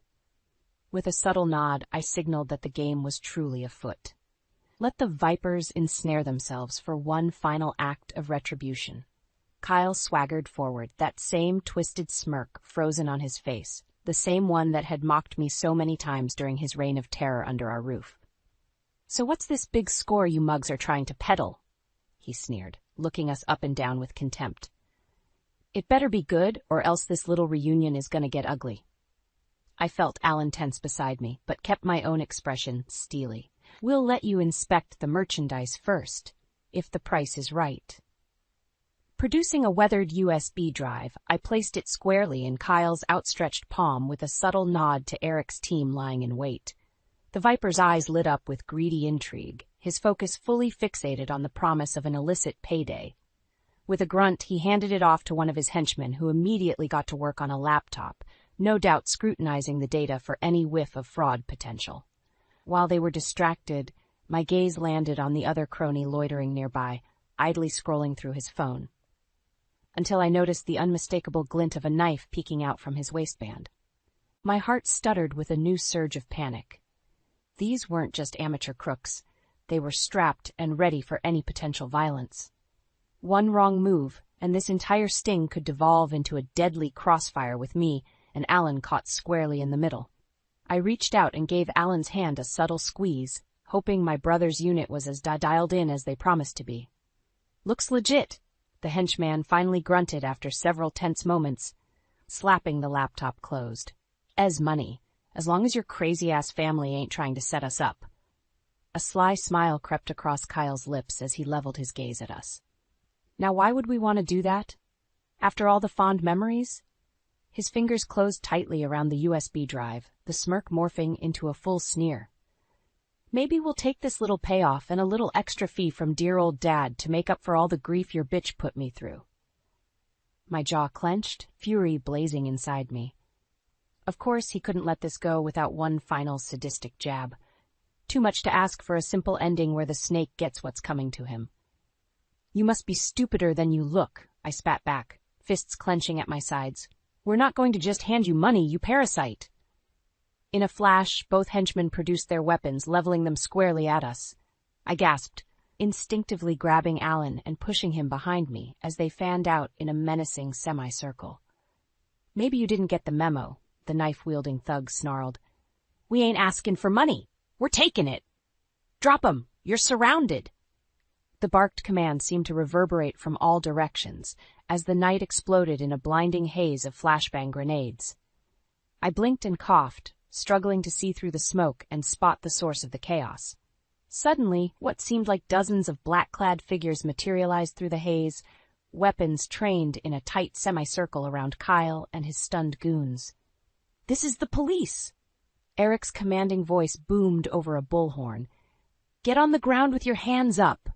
There was a tense beat of stunned silence until the knife-wielder made the mistake of whipping his blade in a wild, yet unpredictable arc, met instantly with a searing volley of beanbag rounds from the officers slamming into his chest and abdomen. As he collapsed, wheezing, there was one final snap of resistance as Kyle made a panicked break for his car. But my brother was prepared, rushing out of the smoke to put him in a wrenching arm lock that sent him crashing to the pavement. "Kyle Turner, you're under arrest for identity theft, wire fraud, and a whole host of other fun charges." Eric growled through gritted teeth as the cuffs clicked into place. "Anything you say or do will only make your life that much harder, scumbag." The still defiant scowl instantly drained from Kyle's face, replaced with naked terror as he finally grasped that the tables had turned and the ultimate consequences were closing in. As the officers hauled him roughly to his feet, his wild eyes met mine briefly, and I was flooded with the most intoxicating sensation of vindictive satisfaction. This sadistic tormentor who'd inflicted so much misery was finally, irreversibly, getting the brutal payback he deserved at the hands of righteous karma, and I was going to revel in every second of his downfall. The weeks following Kyle's dramatic arrest were a whirlwind of legal proceedings, lurid media frenzies, and the gradual unraveling of the tangled web he'd woven.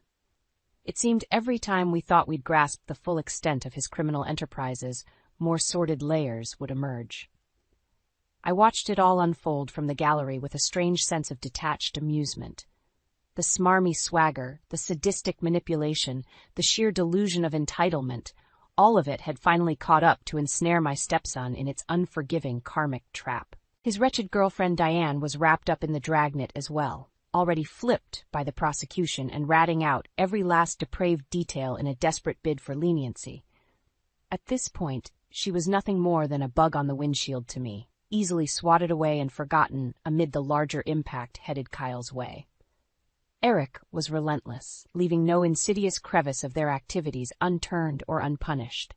Fraud, money laundering, drug trafficking. Kyle's reckoning was swift and absolute.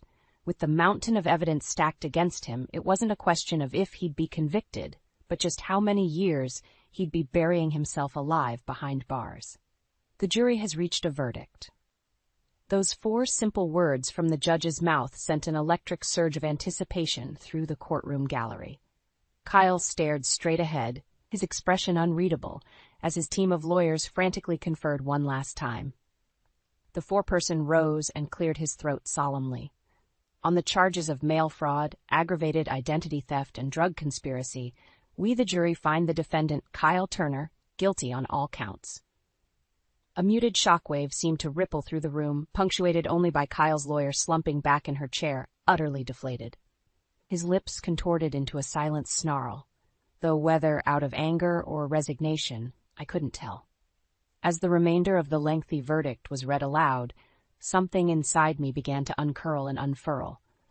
A profound lightness I hadn't experienced in what felt like an eternity. The tightness that had gripped my heart for so long steadily dissipated with every guilty issued upon my tormentor. We shuffled out through the courthouse steps into a swarm of cameras and microphones from the awaiting press, my brother taking the lead to address the media frenzy. This case sends a clear and resounding message to those who seek to corrupt and victimize our communities, he boomed in that signature authoritative rasp. We will pursue them to the fullest extent of the law and bring the full hammer of justice upon their heads. As flashbulbs exploded all around us, I sought out Alan's eyes amidst the chaos. He gave me the faintest of smiles and a subtle nod. The ghost of the same weary, downtrodden man who'd been paralyzed by his son's long trail of transgressions had finally been exorcised. He too seemed to feel the lightening of our collective burden. That night, after the cameras and crowds had dispersed, we sat in peaceful silence on the back patio. Cicadas droned their evening chorus under a canopy of stars twinkling brilliantly in the warm summer darkness. So much had changed, yet felt startlingly unchanged at the same time. The house was precisely as we'd left it that fateful morning, and yet the oppressive storm cloud that had followed us home from the courthouse finally felt completely lifted. You know, I still have a hard time wrapping my mind around how far that sick bastard was willing to go, Alan said at last, cradling his beer bottle pensively. Just to what? Punish us for not enabling him anymore? I gave a slow shake of my head. At the end of the day, it was never really about us, just his own greed and depravity swallowing him whole. I thought back to that cold, chilling glare Kyle had leveled at me in the courtroom while receiving his sentence, not one of rage or hatred, but a fathomless emptiness. For all his blustering malice, he was now just an empty husk being justly carted away. He'll spend every day of the prime of his life rotting behind bars, I stated with grim finality, and all he'll have is that void where his soul should have been to keep him company. Alan nodded, the ghost of a smirk toying at the corner of his lips as the cocoon of our nightmare finally shed away completely. So I guess that means we get to focus on filling our lives with better things now. You know, like a little peace and happiness for once. The enormity of that simple idea hung in the air, more revitalizing than the gentle breeze kicking up around us. Pulling me close, Alan pressed his lips to the top of my head, a kiss filled with a renewed sense of purpose and the untold promise of whatever lay ahead. For the first time in what felt like eternities, the horizon was wide open and full of possibilities. I'd say we've earned every last drop of it, babe, he murmured warmly against my hair, and I can't wait to start living it.